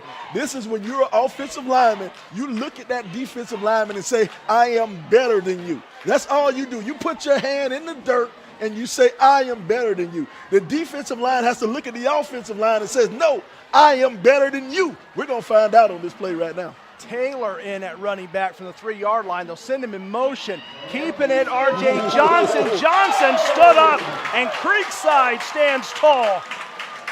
Tackled by Kaquan Kimber. Kimber on Johnson, nowhere to go. Look at Kimber. This is goal line defense. Look at Kimber at the linebacker spot. Come up there, make the tackle, bring him in, throw him down there with some authority, Kimber. Throw him on the ground. Get rid of him. Oh, yeah, I like this, man. This is goal line defense right here. It's no field goal. We're lining up. We're going for it. But, you know, I'm old school. I need a fullback. What happened to a fullback? Show me 2 tight ends and a fullback. I'm old. I need to see that, man. What happened? It's not a bad idea to go with a fullback in this situation because they really had Thomas kind of figured out and then Taylor too, but that time it was the quarterback, R.J. Johnson, who tried to keep, but just nowhere for him to go. And we give a lot of credit to Caden too, but Morrow stepped up. Kerry Morrow stepped up and laid the initial hit, man. Man, Corey. Yeah. I'm an old guy, Corey. I'm an old guy. I'm 42 years old, man. 11 years older. Yeah. You know, I'm on the goal line. It irks me to my soul. I can tell. When I don't see a fullback. I want to see 2 tight ends. I want to see 6 offensive linemen. Let's see what they do. There we go. Now you want to look for some type of play action or a fade route to the outside.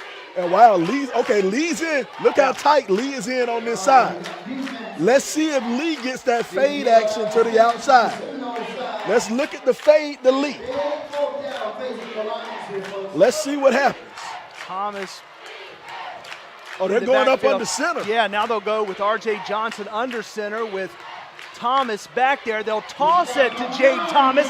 Thomas trying to turn the corner into the end zone for the touchdown. There you go. Toss it to the outside. Use your speed. Get on out there, young man. Get out there and walk into the end zone. Touchdown, Westlake. Strong toss to Jaden Thomas. And look at the lead block on the outside. You need a lead block. Look at him. Stay with your man. Shield him. Get in front of him. Touchdown. Touchdown. See, now that's the case there, Sly, as well. You're not trying to go right up the middle. You're not trying to do something with your quarterback. You're utilizing that outside area. Get a block or two, and Jaden Thomas can take it from there. The toss may be almost as good as like a snap to a fullback. There you go. It worked.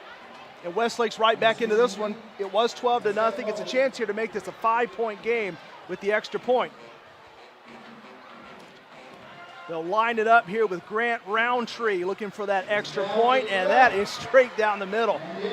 12-7, Creekside's lead is 5 with 5:03 left, 3rd quarter, and what's turned into a good one, and we only needed a touchdown to turn the tide a little bit, and the Lions got it. And boy, you said it, Sly, they were backed up there against the end zone. One more bad play, and that's an empty trip. But be able to have that little bit of fuel left in the tank, I guess, and they utilized it with Thomas. We go back to the highlight. I'm telling you, look at this block on the outside. Every block doesn't have to be a highlight film, a pancake block. Sometimes you just got to get in his face. You know, I had a coach who said, wide receiver, he said, hey, if you can't block him, go and tell him a story. Tickle him in his stomach. Do something, but just don't let him tackle my guy. Hey, and that's what you want out your wide receiver. Get in front of his face. Keep him off your guy so your guy can get in the end zone. Well, Thomas into the end zone. That was the big one for Westlake. They needed it because time's starting to grow a little bit short here in the 3rd quarter, and this is a 5-point game, and now it'll be Creekside after they went empty on their first drive of the second half, and it was all Westlake after that. So Creekside trying to get some of that momentum back from the first half when they led this game at halftime, 12-zip. Roundtree ready to kick it away. I like seeing offensive linemen kick the ball. Yeah, I figured you would. I like the offensive linemen kickers. Right. So many teams go and get a soccer player and let them kick. Hey, give me a big offensive lineman out there kicking. Look at Roundtree go, bounds into the ball and gives it a hearty kick. It'll be taken at around the 6-7 yard line, rolling to the 20, broke a tackle, still going. William Edwards III, big return guy for Creekside. Not quite as much flair on that one as his first kick return of the second half. It's still not bad. Watch him turn it. And see, look at him trying to get to that outside, trying to get to that corner. Look at him switching the arm. I love that. I love the way he switches the ball, makes one man miss, trying to get down the field. Ooh, and the shoestring tackle got him by ankle. Ooh.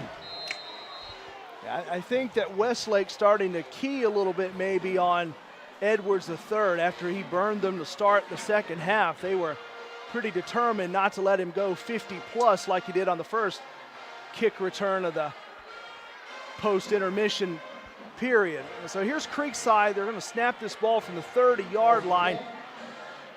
Up by just 5 and a little bit of a new game going. It'll be a handoff, and no, instead it'll be quarterback who will keep it and go, and that's Let. Pretty good fake on that handoff and scurries ahead for maybe a yard or two. Yeah, now that Westlake defense is starting to wake up. Abraham Klinkstels, the senior, getting in there, roughing things up, making the tackle. That Westlake defense, they're energized now. Right. That's what happens when you score. It wakes everybody up. The Westlake crowd on the other side, they're standing up. Touchdowns happen to do that for you for some strange reason. And yeah, apparently that's something good that gets everyone excited when you score a touchdown in football. Who knew? Second and 8 here for Creekside, and both sides are packed tonight, Westlake and Creekside. What a crowd. Let will roll out. Let downfield. Open man, incomplete. Good coverage down there.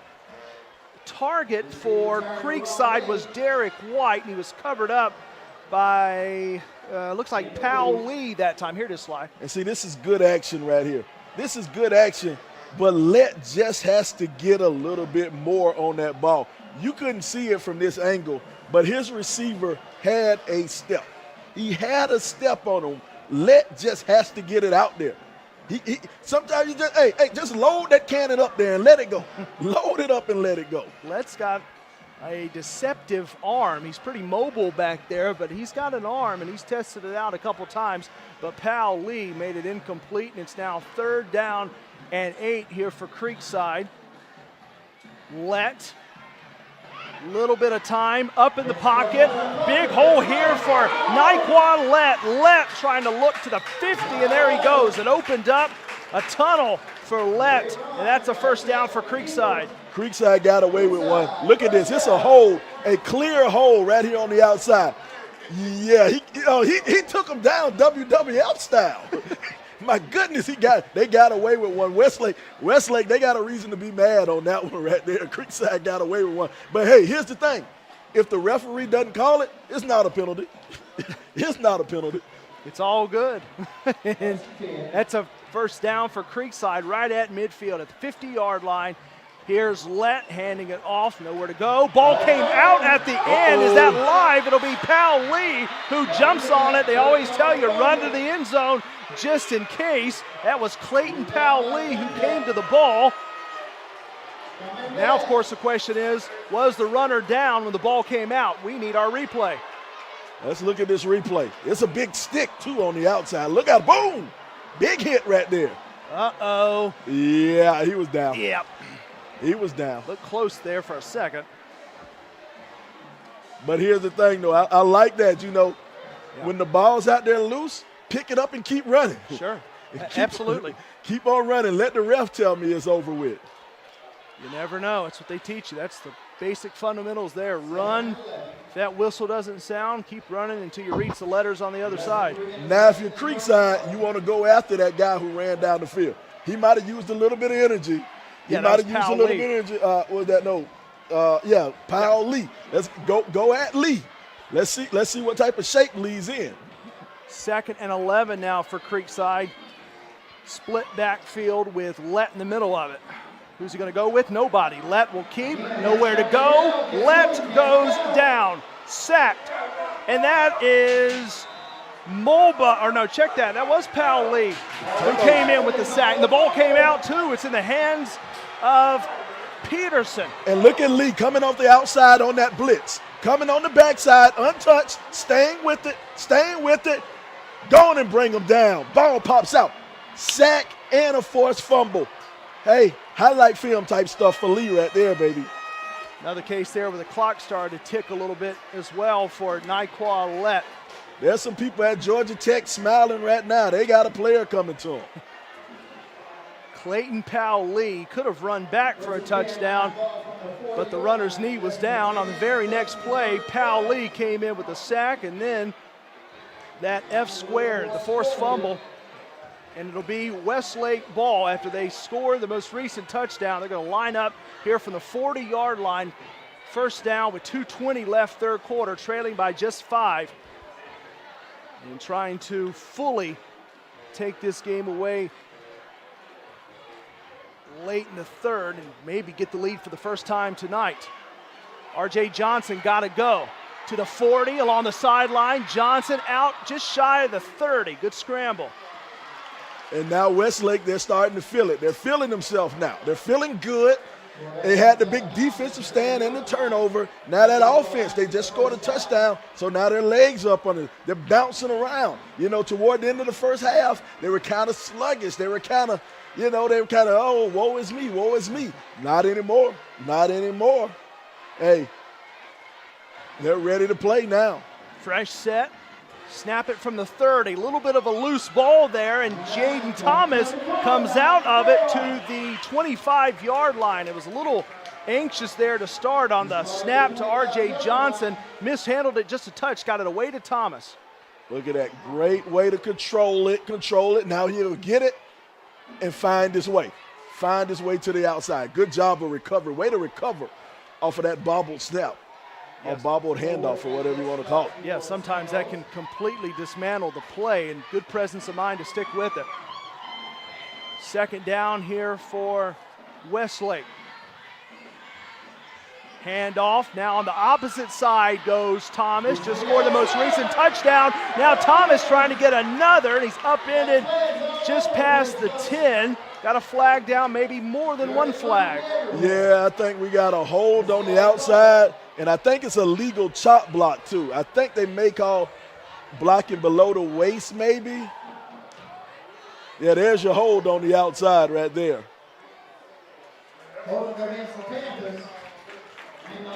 Thomas only had one to beat, and he got met in the middle.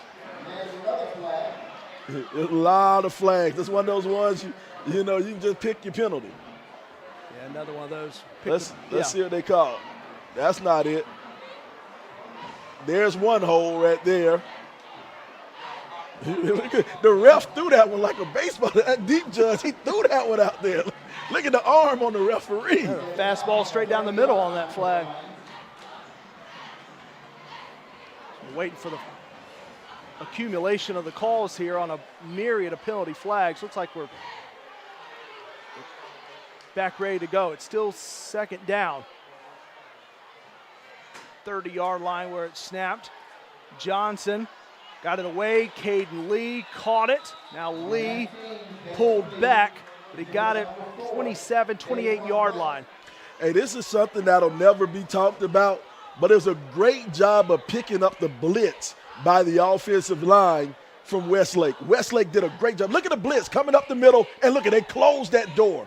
The offensive, that's just strictly offensive linemen picking up a blitz. No help from any back. Great job by the offensive line. Still Thomas in the backfield along with R.J. Johnson. Thomas will get it. Thomas through the middle. Evasive, and Thomas lost the ball at the very end. He was down maybe along the 1 or 2 yard line. Ball came out. I think Thomas was down, but he almost broke for another touchdown. Man, look at him get behind that offensive tackle and offensive guard. Both of them pulling. Look at him find the little crevice. Look at the little man. He just finds the little small crevice to sneak through there, man. Look at that. Again, a situation there for Thomas Sly where he only had one to beat. Fortunately for him, ball came out after he had touched the field. That's it for the third quarter. 12-7 Creekside over Westlake, but the Lions are going to have this on the 4-yard line. So it'll be first and goal coming up. Once we begin the fourth quarter, it's our game of the week here on SUVtv. We've got it from Fairburn, Georgia here tonight. Corey Hodges, Sly the Sports Guy, Sylvester Williams, the entire team here with you for a matchup of two of the top teams in high school football in Georgia. You don't really get much better than Creekside and Westlake, and a sellout crowd, a line of traffic that stretched almost to Atlanta proper earlier. That's how long it took to get in. I didn't think I would ever get here, but yeah, you know.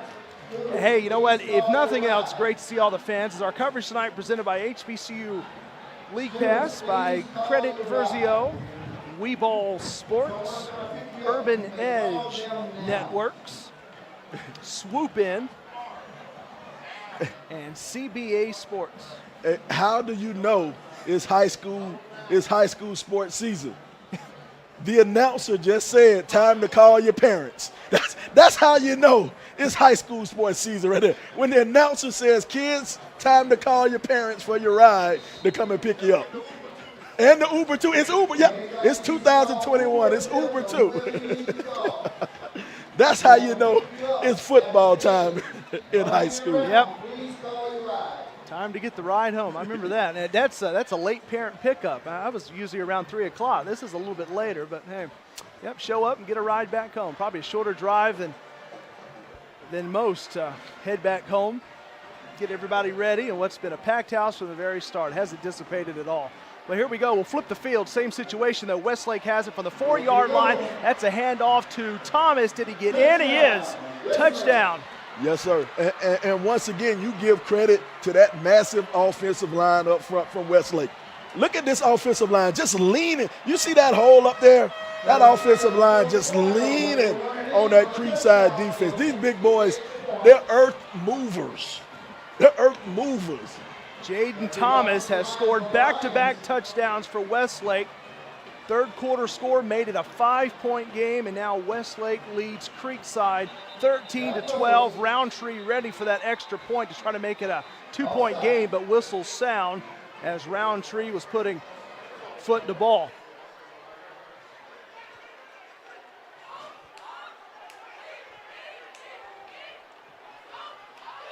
I tell you what, man, I need a parent. One of the parents watching the game on YouTube, if you hadn't made it to the game, man, let me know what you guys are feeding this Westlake offensive line and this Creekside offensive line. I'm telling you, I do not want to pay the grocery bill in any of these houses, man. These are some big kids. These are some big kids, man. Yeah, that's breakfast, a snack, lunch, a snack, dinner, a snack, maybe a dinner around midnight too. I'm telling you, man.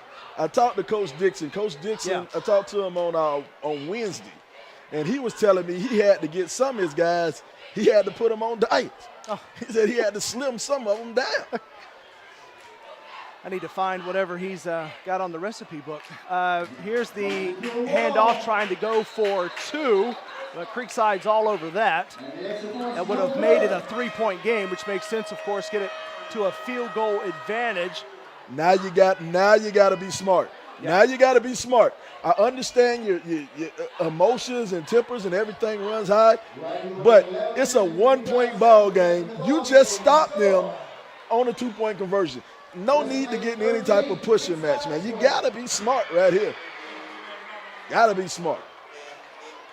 That would have made it 15-12, but it's just a 1-point game as Westlake, kind of like Creekside back in the first half, trying to go for 2 and denied. So this is still a 1-point differential. And again, really anyone's game, because now you can get it with a touchdown. Obviously, even a field goal, you don't have to worry about the 3-point disadvantage if you're Creekside. It's just a next score for Creekside would put them ahead. So the situation is pretty obvious for Westlake as they'll get set to get it back to the Seminoles.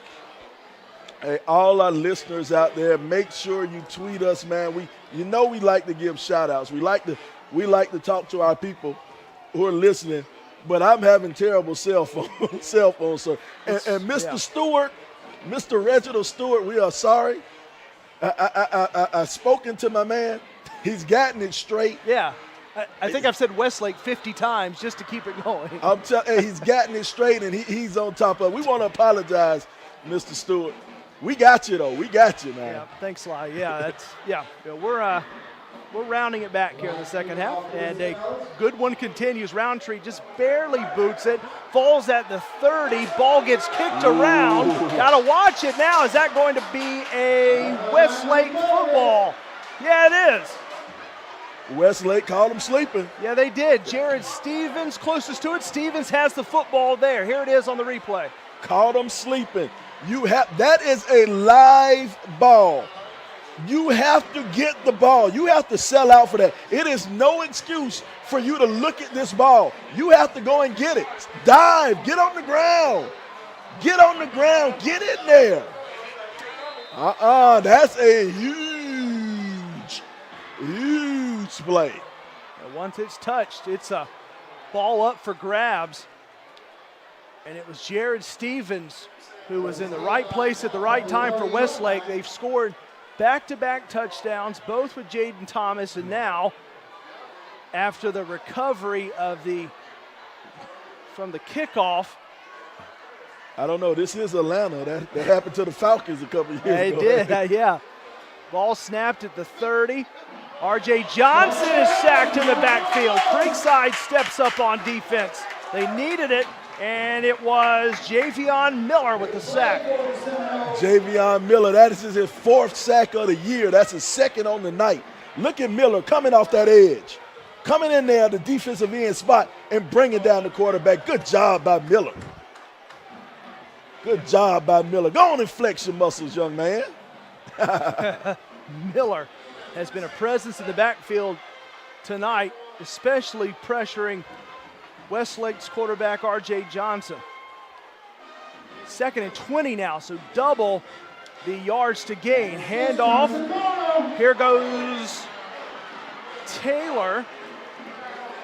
And a good run to get back the majority of that penalty yardage, close to around the 25-yard line. I think that was a horse collar tackle. He got his hands up there high. Let's see if they throw the flag. I don't know if they threw the flag because look at his hands. Look at the hand placement. Oh yeah. That might have been a face mask. That might have been that's what. Okay. There's Isaiah Davis attacking Taylor that time. And hey, this is what I love. We had the officials up in the booth. They're correcting me. They're letting me know he didn't bring him down, so that's why it's not a horse collar tackle. See, oh, well, my bad. I'm getting educated in the booth. That's what I love, man. You know, I'm like most of the people who sit up here yelling and don't know what I'm yelling.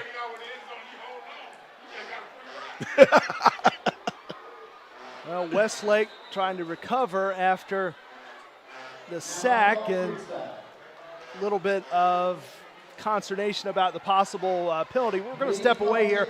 13-12, Westlake over Creekside, 10:53.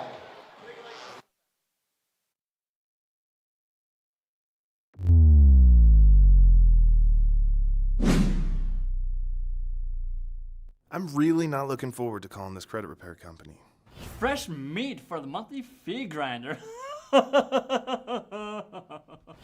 Whoa, check this out. With Credit Versio, you can do everything yourself without having to call someone, and it's easy and fast. Sweet. Credit Versio scans all 3 credit bureaus, finds the accounts hurting your credit, and creates powerful dispute letters. This is way faster and cheaper than paying a credit repair company. That was easy. I can do this.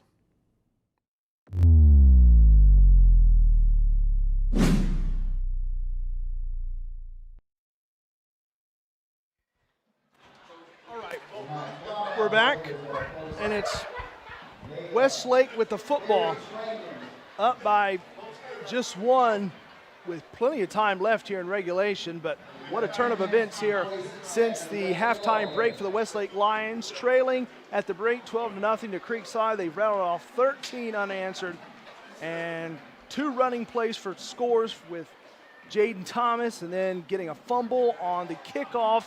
And here is R.J. Johnson to the end zone, incomplete, close play. Target was Jakari Christian in the end zone. It just got past him.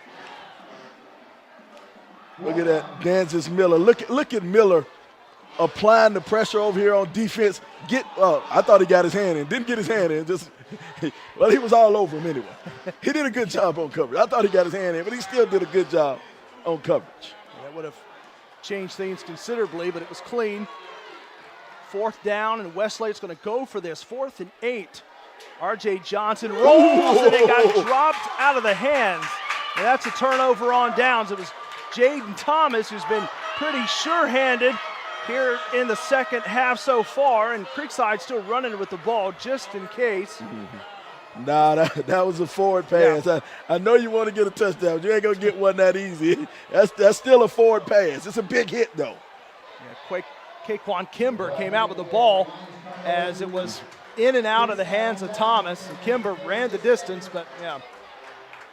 A good job of bringing the pressure. Creekside applied the pressure. Westlake tried to throw the little flare pass out there. Good job of getting off the block and causing that incomplete pass. Great defensive stand by Creekside.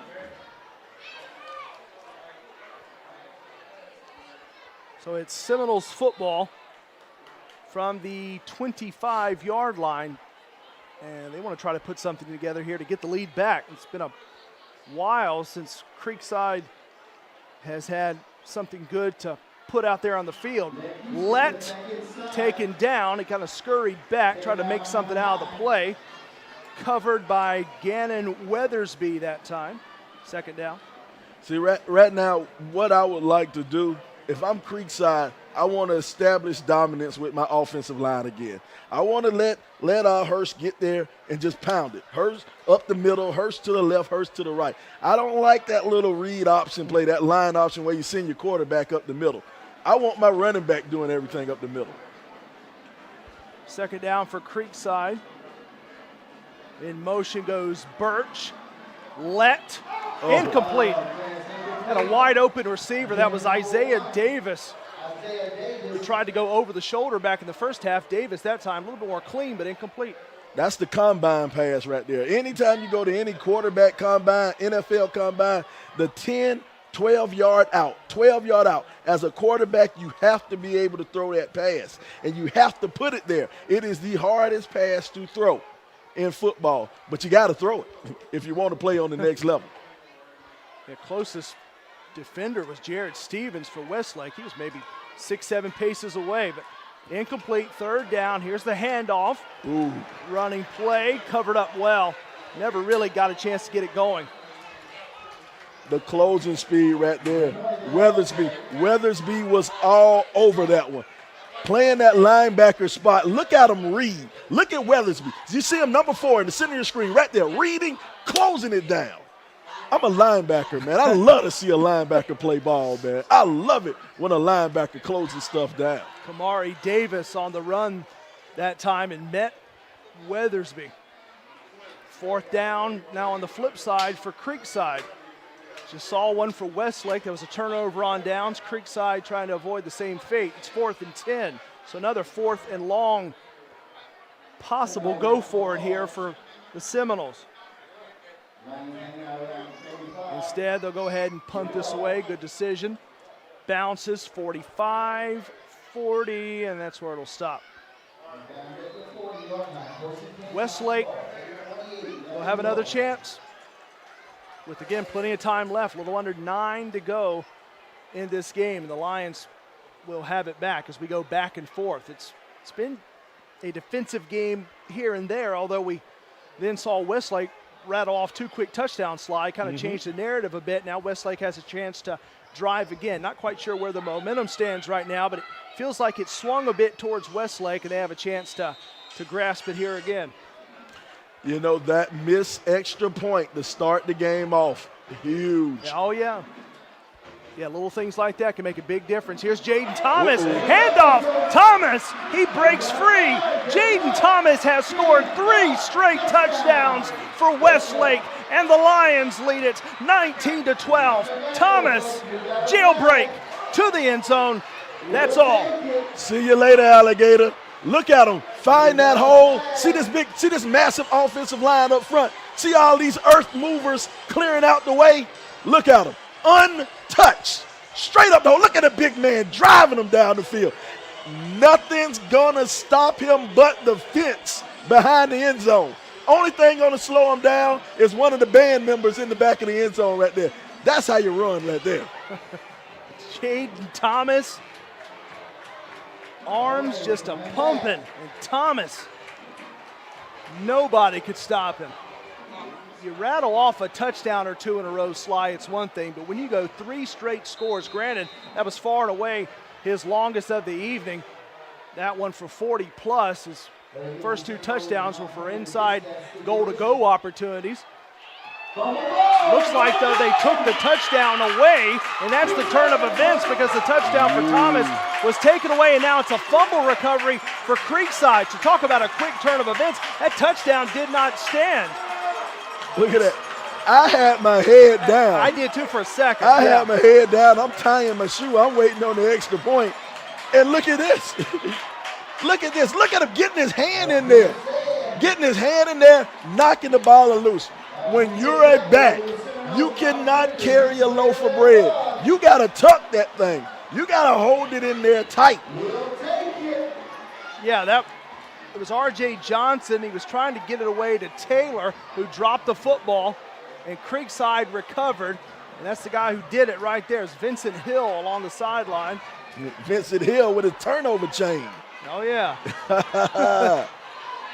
Bling ring, Vincent Hill along the sideline, and Creekside go for the end zone on this one. Play action to the end zone. Changes in just 1 second. Uh-oh. Rolls. Got it. Upended at the 20. And how about that? You flip it as Lett got it from William Edwards III. I saw them run this play in practice. I saw Creekside practice this play in practice. They ran it about 5 or 6 times and could not get it right in practice. They got it right when it counted. They flipped Edwards III to the typical quarterback spot and sent the quarterback himself, Lett, out as a receiver. Lett got it. First down from the 20 for Creekside, trailing by just a point. Here's a handoff up the middle. That'll advance the ball to the 15-yard line on the carry by Kamari Davis. And there's that hard running. Kamari Davis, these 2 backs between Hurst and Davis, they lower their shoulder and they run hard. They run hard. I'm telling you, man, I've been living in Fairburn a long time. And the martyr just got down to Fairburn.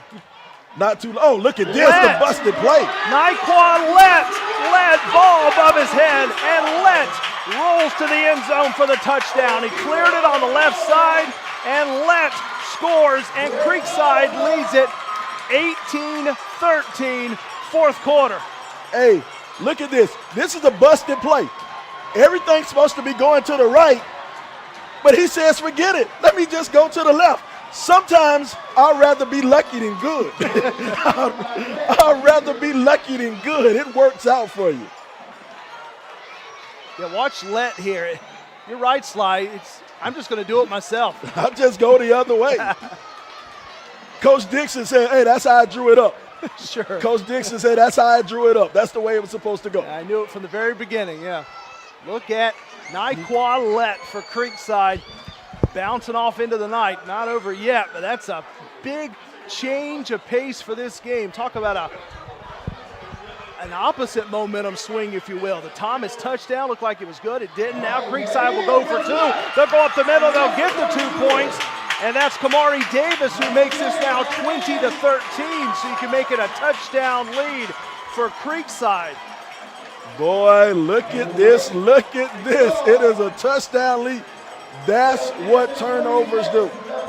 Turnovers energize you. They make you feel better. Westlake was about to run away with this thing. They had a big 50 or 40-yard touchdown run called back. Very next play, turnover. What does Creekside do? They capitalize. They capitalize. Look at it. They capitalize. Look at the little trickery, the little throwback to the quarterback. And look at Let, knows he's going to get hit, and he holds on to it. Gotta love it. This is football. That was a drive of experimentation and some trickery to boot. Not only the one that went to Let, but then when he changed this up on his own at quarterback and just went to the outside, and it's like he's going off Rudy style there with the football high above his head. Nyqua Let energizing the late game comeback here for Creekside. Of course, as they say, you call it a comeback because it technically is, because Creekside was trailing 13-12 as Westlake came out strong to start the second half. But now it's Westlake trailing again as they did at halftime. They'll pick this up and run with it. That's Avion Terrell trying to turn the corner. Got a flag down. You know, here's something interesting. It seems like on every kickoff, there's been a flag on the Westlake kick return team. You know, maybe it's a clip or a hold or something. Right. But on every kickoff, there's been a penalty.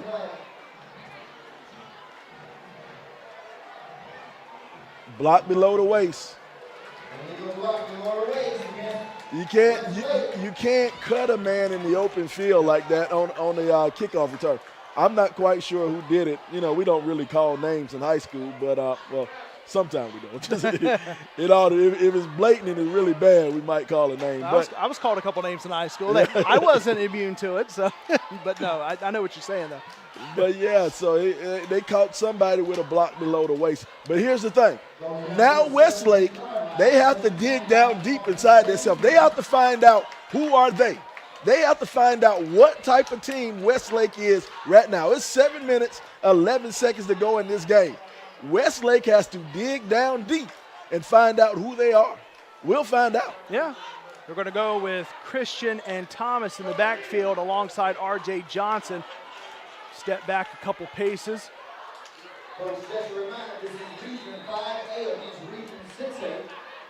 This ball will be snapped from the 14-yard line. R.J. Johnson going with no one and just dumps it into the ground, incomplete. Smart play right there. They tried to set up the screen, but Creekside was ready for it. Creekside read the screen. Something R.J. Johnson did on that play. Let on the other side, he has to realize what he did. R.J. saw nothing was there, so he threw it at the feet of his player, of his receiver, so he could stay to play again another day. Nyqua Let has to pick that up. Johnson hands off to Jaden Thomas, and Thomas is going nowhere. About 3 or 4 on him that time. One of those was Carlton Williams who was there. Third down. That Creekside defense is energized. They are energized and ready to go. The fans are on their feet, man. They're feeling it right now. Yeah, Vincent Hill too. Big number 8 there for Creekside. Now it looks like they're gonna play man on the outside. They got 3 receivers wide, and they got 3 DBs over there. That one safety over the top, man. Let's see what they do. 3rd and 14. Got to get to the 25-yard line for a first down. In the end zone, just got it away was Johnson. That was almost a safety. Did they call, wait a minute, did they call illegal grounding? Let's see if they called illegal grounding. Look at Hill coming up the middle. Hill applying the pressure. Did he get it to the line of scrimmage? Yeah. Well, yeah, he hit. The receiver went off his fingertip, so it can't be illegal grounding. Right. But it's something on the field back there. You know what? I thought that was a flag, but it's some tape on the field. Somebody, and he's picking it up, and the punter just threw it out the back of the end zone. Yeah. I thought, my bad. I thought it was a flag. That'll fool you over there, especially in a penalty situation. Here's a high boot by Caden Lee that goes straight up into the sky. Rolls to the 40. What a bounce, though. Look at the coach. Come on, coach. Flag. Come on, coach. Maurice Dixon along the sideline there for Creekside. Coach Dixon about to strangle one of his assistant coaches. Dixon's not happy. He's going to strangle one of his assistant coaches. Coach got out there, tried to show his hands, tried to show he could catch. Now, I'm not sure. We're going to find out how this penalty works, because this is sideline interference. This is sideline interference. Now, will this be an automatic first down? I don't know. We're going to find out in a second. Come on, Coach. Yeah, Dixon, he could have caught that. That would have been a... No, it wasn't Dixon. It was his assistant coach right there. Okay, yeah.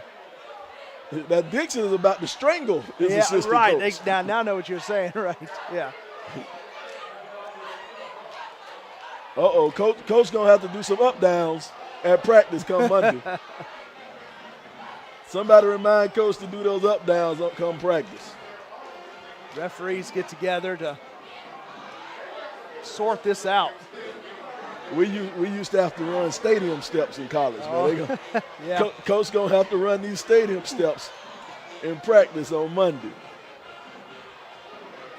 Well, obviously on Creekside, the kicking team. See Lee's kick that went high, and then, one of the assistants for Creekside tries to reach out and grab it. Then you'll see Dixon there in the gray top. He had a flashback to his playing days. Right. That's what happened. It hit him real quick. He thought he was still in high school. It hit him real quick. He wanted to take it to the house. In a game that's only separated by a touchdown, any kind of possible interference from the sideline, you're going to get a look or two. You're going to get a reaction.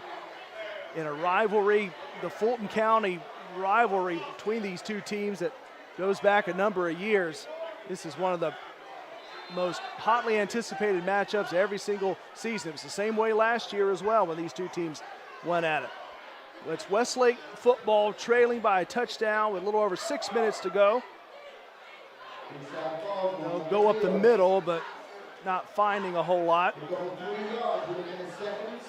And that was a carry for Thomas. But I like that, running up the middle, 3 yards in a cloud of dust. Yeah. Keep that clock moving. We want the clock. The clock is your friend. Keep it moving. Keep running. You got a 7-point lead. They got to go for 2 to beat you. 2nd down and 7 for Westlake. Oh no, this is Creekside rather with the football, and here's Creekside, the handoff. They'll go to Kamari Davis, and Davis to the far sideline and went out. It was around the 20 or so yard line that time, maybe the 15 for Davis. Do you see that lane that the offensive line created? The offensive line, that Kamari Davis, his name might be Moses. He stood up and parted the Red Sea. Look at that lane. Look at that lane. That's Kamari Moses Davis. He parted the waters. Parted the waters. Look at that lane. That offensive line from Creekside, I keep saying it, they are leaning. I'm talking about they're taking all 300-plus pounds and leaning on Westlake. 1st down for the Seminoles. Hand the ball off. That's Davis again. And see, I like how Westlake responded. Yeah. Westlake got gashed. They got gashed by that offensive line. And so what happened? That Westlake defensive line, they bowled up. They stepped up. They stepped up to the challenge, man. I like that. I like it when the big uglies get down there fighting in the trenches. I love it. I love it when they get down there fighting. 2nd down and 9 for Creekside. Up by a touchdown, working some clock, handoff.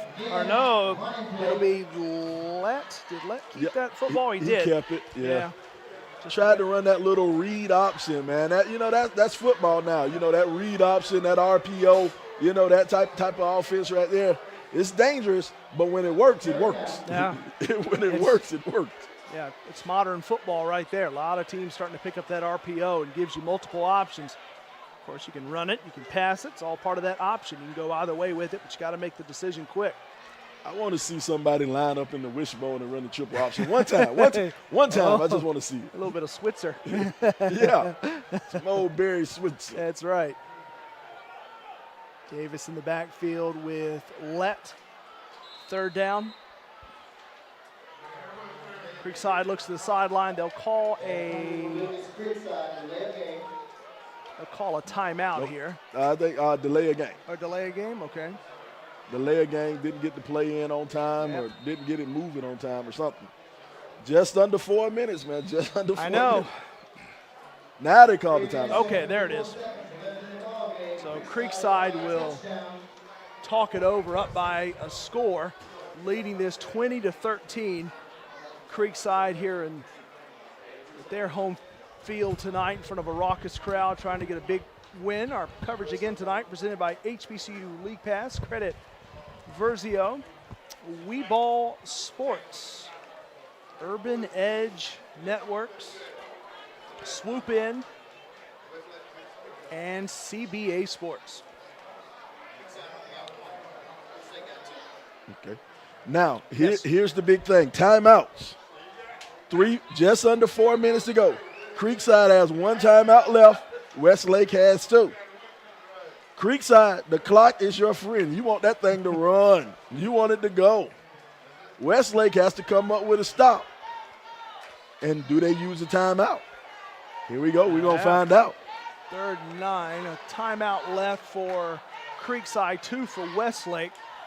3rd and 13. Check that here for the Seminoles. Let rolls backfield. Let away in zone. Incomplete. Had a diving player going for it. Just think if he had been able to come up with that ball. And that was William Edwards III who laid out. And this is what drives me crazy about high school ball. All game long, we wanted Let to unleash that cannon, to throw that ball hard, to throw it out there. And the one time he unleashes it too hard. He throws it too far. Drives me crazy with high school ball. 4th down.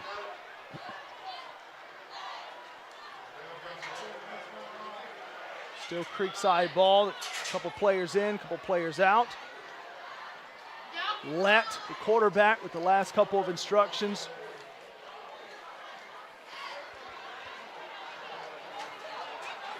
They're still looking down here on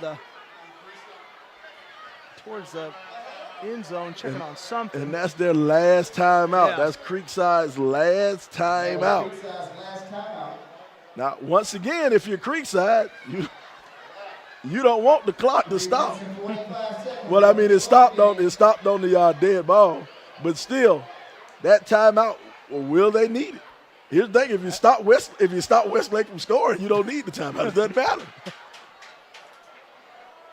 So what does this final used timeout for Creekside do with the remaining 3:45 left? And Creekside up by a touchdown in a game that's gone back and forth. I know we always recap it at the end slide, but the way this one has kind of turned from a game that Creekside was dominating, if you will, in the first half, 12-0 at the break, but then it's, of course, a comeback for Westlake, and then Creekside able to take advantage and get the deciding touchdown. At least that decided things here for the moment. As you look at our friends from Swoop In. 4th down here for the Creekside Seminoles. Pretty much the same play. Keeps, rolls, taken down from behind was Nyqua Let, and that's a turnover on downs. Westlake football. Now I'm torn. I'm not going to lie, I'm torn. You know I'm a gunslinger. Oh, yeah. You know I don't believe in punting. I don't believe in it. But on that one, I may have kicked it away. I may have kicked it away. I don't know. Look, my Fitbit just went off. I just hit 10,000 steps for the day, man. I'm moving so much up in this booth, man. I'm back and forth, man. I feel like I might have drunk 5 cups of coffee, man. That's what I'm moving, man. These games do it to me, man. Those feet are shuffling. You got a 90s country dance going over there. Here's R.J. Johnson who gets it away, but it's incomplete. Went right to the hands. It hit him in the worst place possible. The hands. It hit him in the hands. Caden Lee to the hands and incomplete. Here it is. Oh, Caden's he's going to think about that one all night long. Oh, it hit him in the worst place possible. Here's a better look at it. You'll see Lee at the top of the formation. And they're getting ready to go now for 2nd down and 10. R.J. Johnson, that one incomplete. Changed it up, that time going to Corey Berry, 3rd down. The defensive coordinator from Creekside is calling a perfect game, a doggone near perfect game. He is sending the blitz at the right times, man. That pressure, they tried to set up that little quick screen, and the pressure was there. Uh-oh, got a man jump offside. Yeah, they're moving. Well, we got to shout out the defensive coordinator. Whoever the defensive coordinator for Creekside is, he is calling a good game. He's calling one of those games. He walks into the film room and says, "Hey, coach, man, how about that raise? how about that raise, coach? I need a little bit more money." I'll start some negotiations, yeah. I'm telling you, he is sending the pressure at the right time. R.J. Johnson Jr. and Westlake trailing by a touchdown, 3:28 left.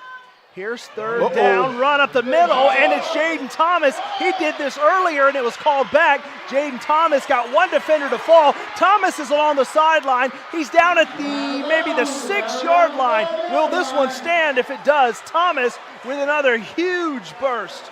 And, you know, that's the announcer's jinx. Yeah. I just big up the defensive coordinator about sending pressure. He sent the pressure, and now the offensive coordinator for Westlake was on top of it. Hey, somebody get an offensive coordinator from Westlake a raise. Man, I'm telling you, he ran that play perfectly. That's how you time up a blitz. Look at him, boy. Raises for everybody. Jaden Thomas, he had a 40-plus yard run earlier that was called back. This one stands, no flags. 2:53 to go and counting. 1st and 10 here for Westlake from inside the red zone. Handoff. Got a whistle. Play stops. It's on the Seminoles. So Westlake get this even closer. Mental mistakes. Mental mistakes right here. Is this half the distance, Sly? Yeah, half the distance to the goal. Okay. 1st and goal. 1st and goal. Ball's at the 4-yard line here for Westlake. They need a touchdown to tie. Of course, they need that extra point too, but a 2-point conversion's not necessarily a option either. Here's the quarterback, and he's into the end zone. Falls in. R.J. Johnson Jr. Hey, go for the win on the road. You go for the win on the road. You go for a tie at home. Go for the win on the road. Let's see what happens. Let's see what happens. They're bringing on the kicker. Oh, they're bringing on the kicker. Oh, bring it on the kicker. You got to go for the win on the road. They're going to bring on the kicker. Coach May's go. Coach May, no timeouts for Creekside. Coach May's going to bring it on. He wants that extra point. Grant Roundtree. Oh, we got to jump. We got to jump. Now they're going to make Coach May think about it. Now he's going to think about it.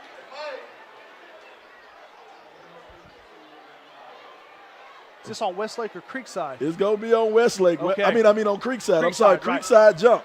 Oh, no, he's still going for the tie. Yeah. He's going for the tie. Grant Roundtree. In the press box, they're saying, watch the fake. I think he's going to kick it. Roundtree to tie it at 20. With 2:28 left. Roundtree up and good. 20-20. Perfect vision score here with 2:28 left on this Friday night between Creekside and Westlake. And somebody's next points may be the deciding factor. 2 minutes to go. Westlake just tied the ball game up. Hey, check this out. You are getting your money's worth. Oh, yeah. Everybody who brought a ticket to this game, you're getting your money's worth. For you people at home watching on YouTube, you're watching it for free. You ought to tweet SUVtv and ask for our cash out to make sure you go and give some money to SUVtv for the excitement that we're bringing you out here tonight. Hey, you got to pay some of these people at SUVtv for this. I'm telling you, man, this is it. I'm rolling up my sleeves. Oh, yeah, you're getting into it. I'm taking my shirt out of my pants. I'm untucking my shirt. Man, this is a game right here. This is a game. The fans agree with you, Sly. Look at them down there. They're packed in deep, and they've been like that since 7:30. Nobody has left. No. This Roundtree to kick it away, and Creekside will return. Started from around the 10. Some space on the outside. Here goes William Edwards III. William Edwards III will cut back, and he will be tackled just short. Is he short by maybe a yard, maybe 2 yards? What a return for William Edwards. All the way down the field, Mr. Edwards. William Edwards III. Look at him. Breaking tackles. Leaving people. Putting the speed down. Switching it to the outside. Look at the young man go. Look at him go. Why did you stop? Keep running, kid. Why did you stop? Keep running, kid. The cutback almost got it for Edwards III. He had a defender in front, gave him the space. He almost went the extra 2 yards that would have been a kickoff return. But Creekside's going to have this at the, what are we calling this, the 2-yard line maybe. Here we go. Here's that huge offensive line. Now we figure out what's Westlake made of down here on this goal line. Handoff. Oh, yes, sir. Stopped. Yes, sir. Birch goes nowhere as Westlake was ready. Westlake was waiting on that one. 2nd and goal. I tell you, boy, Daniel went to the Lions den, but this ain't the Bible. It ain't work out right for him this time. Oh, my goodness. Oh, it didn't work out for him. 1:54 and counting. 2nd and goal now for Creekside. Nyqua Let has it. Let rolls. Nowhere to go. Lost some yardage. 3rd and goal. This is why I love a fullback. This is why you line up under center. Give me a fullback, deep I formation, 2 tight ends, run straight at him. Yeah. This is nothing new for Creekside. Right. Remember against Grayson, the first game of the year. They were down just like this on the goal line to win the game. Creekside is used to this. Let's see what Westlake and this Westlake defense does. Against Creekside, Let rolled out to his right and threw the touchdown pass to win the game. Against Grayson. Let's see what he does. Let pointing it out. 1 in motion. Whistle sounds. Oh, another penalty. Handoffs there. Illegal motion. Illegal formation. So Creekside walks back. They're going the wrong way. Yeah, that's not the way you want to go here late with the. And I don't know much about Creekside's our field goal unit. Judging by that first extra point, I don't think they have a field goal unit. Yeah, puts you in a little bit of a kind of a mind twister there. When you miss that early extra point, you're probably still thinking about it here late. It'll be Let again to roll. Let trying to find a what a pass! He does! Back of the end zone, caught for the touchdown. Let rolled, fired it, score for Creekside. And it's a touchdown for Derek White. Derek White, the sprinter, the 10-6, 100 guy, catches it in the back of the end zone. Look at Let. Let with the play fake. Let. Look at him, waiting, throwing a bullet. He threw a bullet in there. What a catch. What a pass. Touchdown, Creekside. Oh, my goodness. Caught that in the very back of the corner. Derek White with not probably more than an inch or 2 to spare from staying inbounds. 26-20 Creekside. This is huge. They had a bad snap and a terrible kick on the first extra point. Let's see what happens. We'll line it up. Extra point is good. So a huge bounce back for Clifford Aya that time with the extra point. Look at this kickoff return. This is what sets everything up. This is what sets everything up. Edwards the third, look at him. Look at that young man getting to the outside. He's going to break my heart, though. He's going to break my heart. You got to keep going. Well, they cut it off. Probably to spare you the heartbreak. Yeah. Look at this pass. Look at this pass by Let. Let roll into his strong side, and he throws an absolute bullet in there. Look at that pass. And you saw the catch. He caught it with two hands. He didn't catch it with his body. He caught it with his hands. Gotta love it. Gotta love it. Look at the high view. Look at the high view of this play. Bill, and he got both feet in. That's an NFL touchdown. Absolutely. That's a touchdown in the NFL right there. He got both feet in. What a catch. Let to Derek White for the deciding touchdown with 1:34 go. The go-ahead touchdown for Creekside. 94 seconds left to ultimately decide this one on what a Friday night this has been. Just past 10 o'clock and going out in style here. Picked up, return on the way for Terrell, who had a pretty good one earlier, but now they'll flip it around to someone else. This is Esley now who has it. Esley close to the 40, given away to Esley.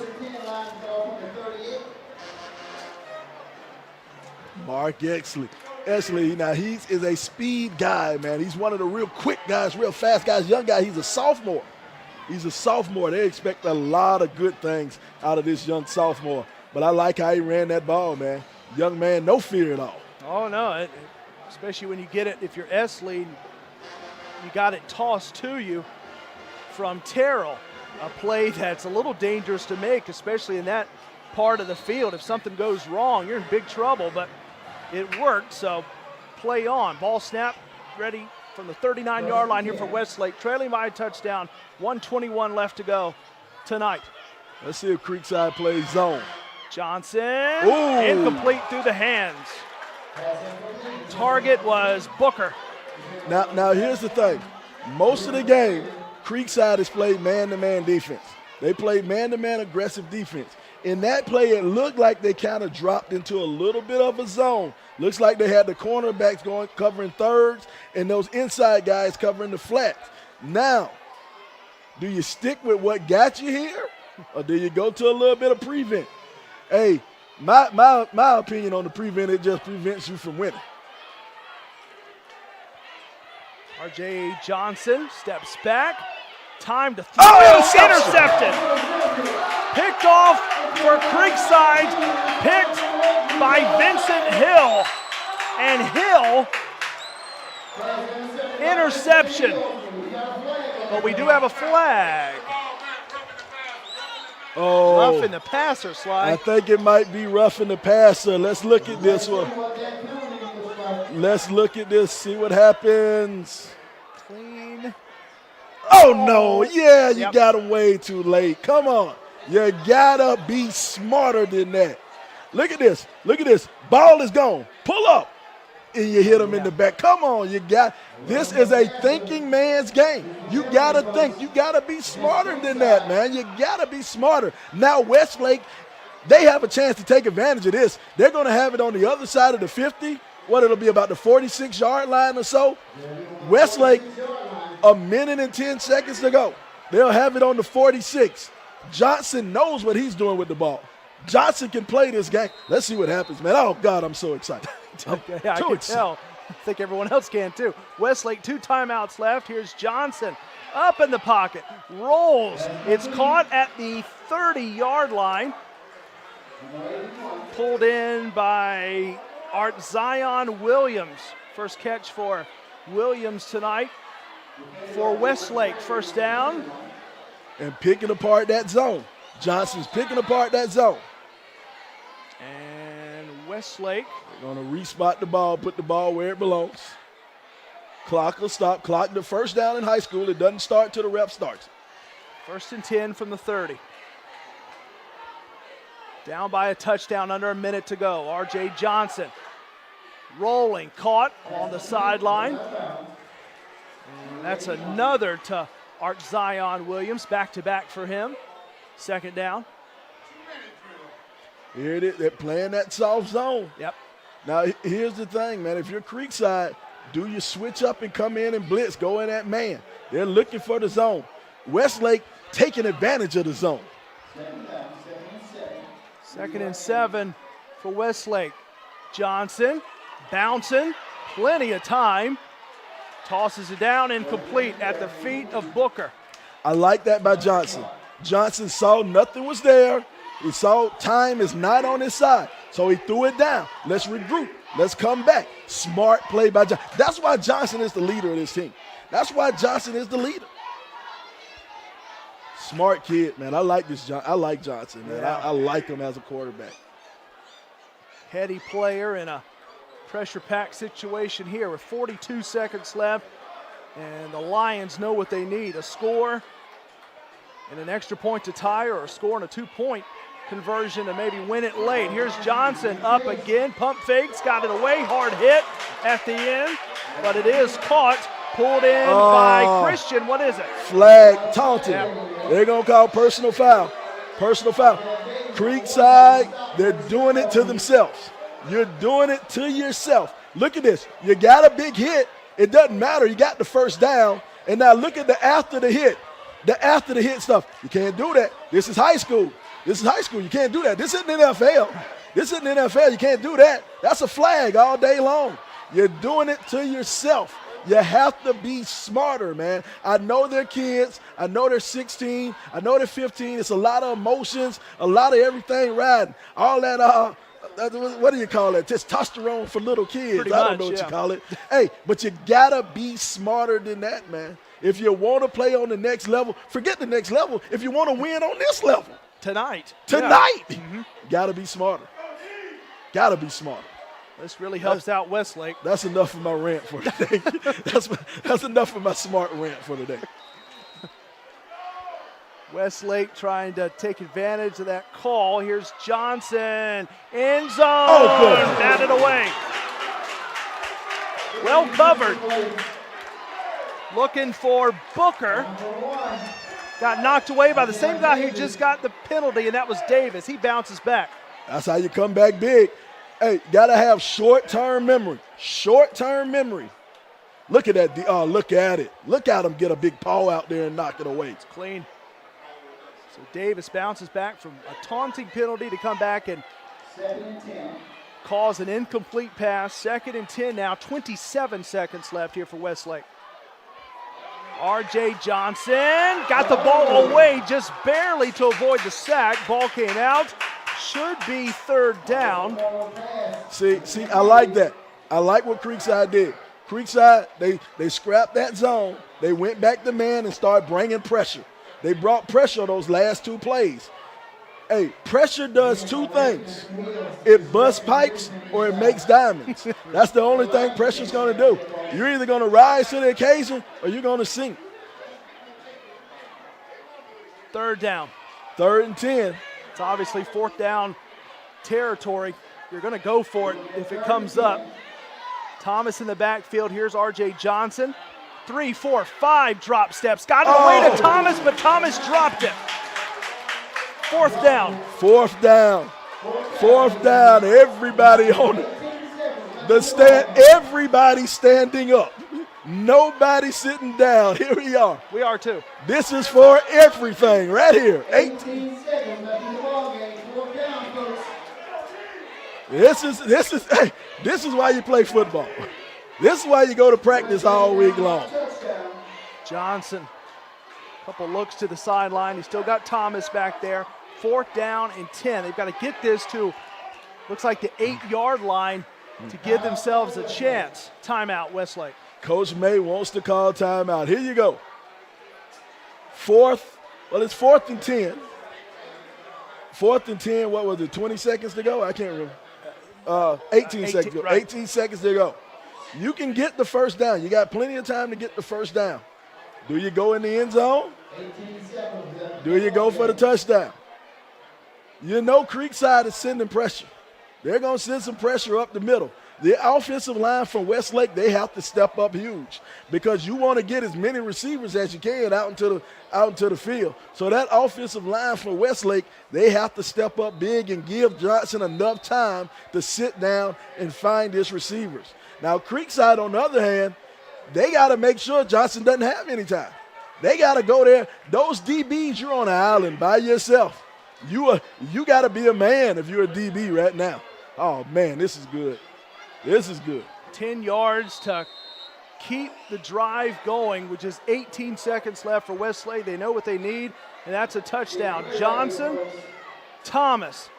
Johnson back, got the ball away before the hit. That one's intercepted. Picked off right at the foot of the end zone. The pick to seal it was Ricky McCrary. Ricky McCrary. Look at the cornerback. Cornerback stepped up big. The young man, the sophomore, look at him read it, go up, get it at his highest point. Somewhere his dad's out there smiling. I know Coach Mack, I follow him on Twitter. Somewhere Pop's out there smiling. Ricky McCrary. Look out. Oh, man. Seal the game with the interception. What a game. Woo. McCrary with the pick on an interception from Johnson again. One more look as McCrary played it perfectly. 9 seconds left, and now Creekside can get into your favorite play, Sly. Here it is. This is the world's greatest formation or the world's worst formation. All depends on what side of the ball you're on. The victory formation. Take a knee. That's what Let will do, and Creekside wins on a Friday in Fairburn, 27-20 over Westlake. Seminoles win at home in front of a sellout house. What a game, what a game, what a game. Hey, man, this is what it's all about. This is you know what? I'm sweaty. I lost my voice. My shirt's wrinkled. I just witnessed a heck of a football game. I love it. Congratulations to both of these squads. Both of these squads played their behind off. I'm talking about this is great football we saw out here tonight, man. Congratulations to the teams on the field, to the fans in the stands. The bands were rocking all night. This is what football is about right here. This is why I love high school football. I love it. Yeah, what a show. This game went back and forth as we look back at some of the highlights from tonight presented by HBCU League Pass. And one of these, Nyquan Let with the pump fake and the roll. And then the big one as he gunned it right into the hands of Derek White. That was the one that would turn out to be the go-ahead score for Creekside. But can't forget about Kamari Davis, one of his touchdowns tonight as Davis was there, and also for Creekside, one Cameron Birch, who scored the opening points of the night when it was still light outside and hundreds were still streaming in from outside. But Birch got it started for Creekside as they went to the halftime locker room with a 12-0 lead. And Westlake was able to come back and make this a game as they started out strong in the second half, had back-to-back touchdowns with Jaden Thomas, but an interception late with 18 seconds remaining, and the one to seal it was McCrary for Creekside to allow the Seminoles to win tonight. As you see the fans still in the stands, they probably don't even want to go home. They're going to watch the players on the field and soak this one in, staying up late on a Friday night as Creekside gets the win 27-20, Sly. And yeah, this thing had everything. If you want to see some rushing scores, you want to see guys improvise out of the pocket, gun it into the end zone with the defense all around them. You want to see a little bit of a comeback. Westlake made it competitive. Had a little bit of everything. A little bit of everything, and I love it. Man, we got to talk player of the game, man. Absolutely. We got to talk player of the game. For me, without a shadow of a doubt, I would love to get a player of the game to Mr. Let. the quarterback. I'm talking about he took a busted play in the end zone for a touchdown. Another week, the second game in a row, he goes and he scores on the goal line, throws a perfect pass on the goal line to win the game. Naquan Lett, he's my player of the game. Yeah, Lett was good. Can't forget about Derek White with the go-ahead touchdown and also the one to seal it with the interception. And that one went to McCrary, who got it. And again, we look back here, and I was talking over this before, Sly, but you see what Lett does here. This was one of the best plays you'll see in high school football. I'm telling you, man, throwing it on the run, and he threw a bullet. That slow motion doesn't do it any justice, man. The way he threw that ball on a bullet, man, he threw that thing out there, man. Look at that rocket he threw. What a play by Mr. Lett. What a play by Mr. Lett. And he was mobbed afterwards. He's one of those things, man. You throw a play like that, I call you Mr. Mr. That's you get the Mr. Lett on that one right there. Yeah, you get the nomination in front of your name to go into Mr. territory. But there was a lot of grown-up plays out there tonight. Creekside able to come up with the very last one from McCrary with the game-winning interception, and Creekside wins it 27-20. So this rivalry, Sly, that you and I were talking about a couple days ago, this rivalry of Fulton County, it's Creekside who takes this one, and now you get some of those bragging rights to go through the rest of the season. And what a way, just here in week 3 of the high school football season, to have a game like this for two teams that, like you and I were also speaking about a couple days ago, two teams that you've got to go through, probably both of these teams, if you want to make a championship run once we get to November. Exactly. These two teams, they're going to go deep in the playoffs this year. It is so much talent with these two guys. Westlake being a 6A squad, Creekside being a 5A squad, these two teams are going to go deep because the talent and the coaching out here on the field. Hey, but bragging rights goes to those Seminoles. Bragging rights goes to those Seminoles. On the east side of South Fulton Parkway, it's all Seminole country out here. It's all Seminole country, man. What a game. What a game. Creekside wins it 27-20. That'll close it down tonight as we go later on this Friday night for our reunited again party, if you will, here tonight here on SUV TV. But Creekside with the touchdown victory tonight. So for Sly the Sports Guy, Sylvester Williams, great to be back with you as always, bud. Corey Hodges here, and also, of course, Marcus and Lisa Burnett, the entire SUV TV team will say goodnight here on this Friday from Fairburn, Georgia.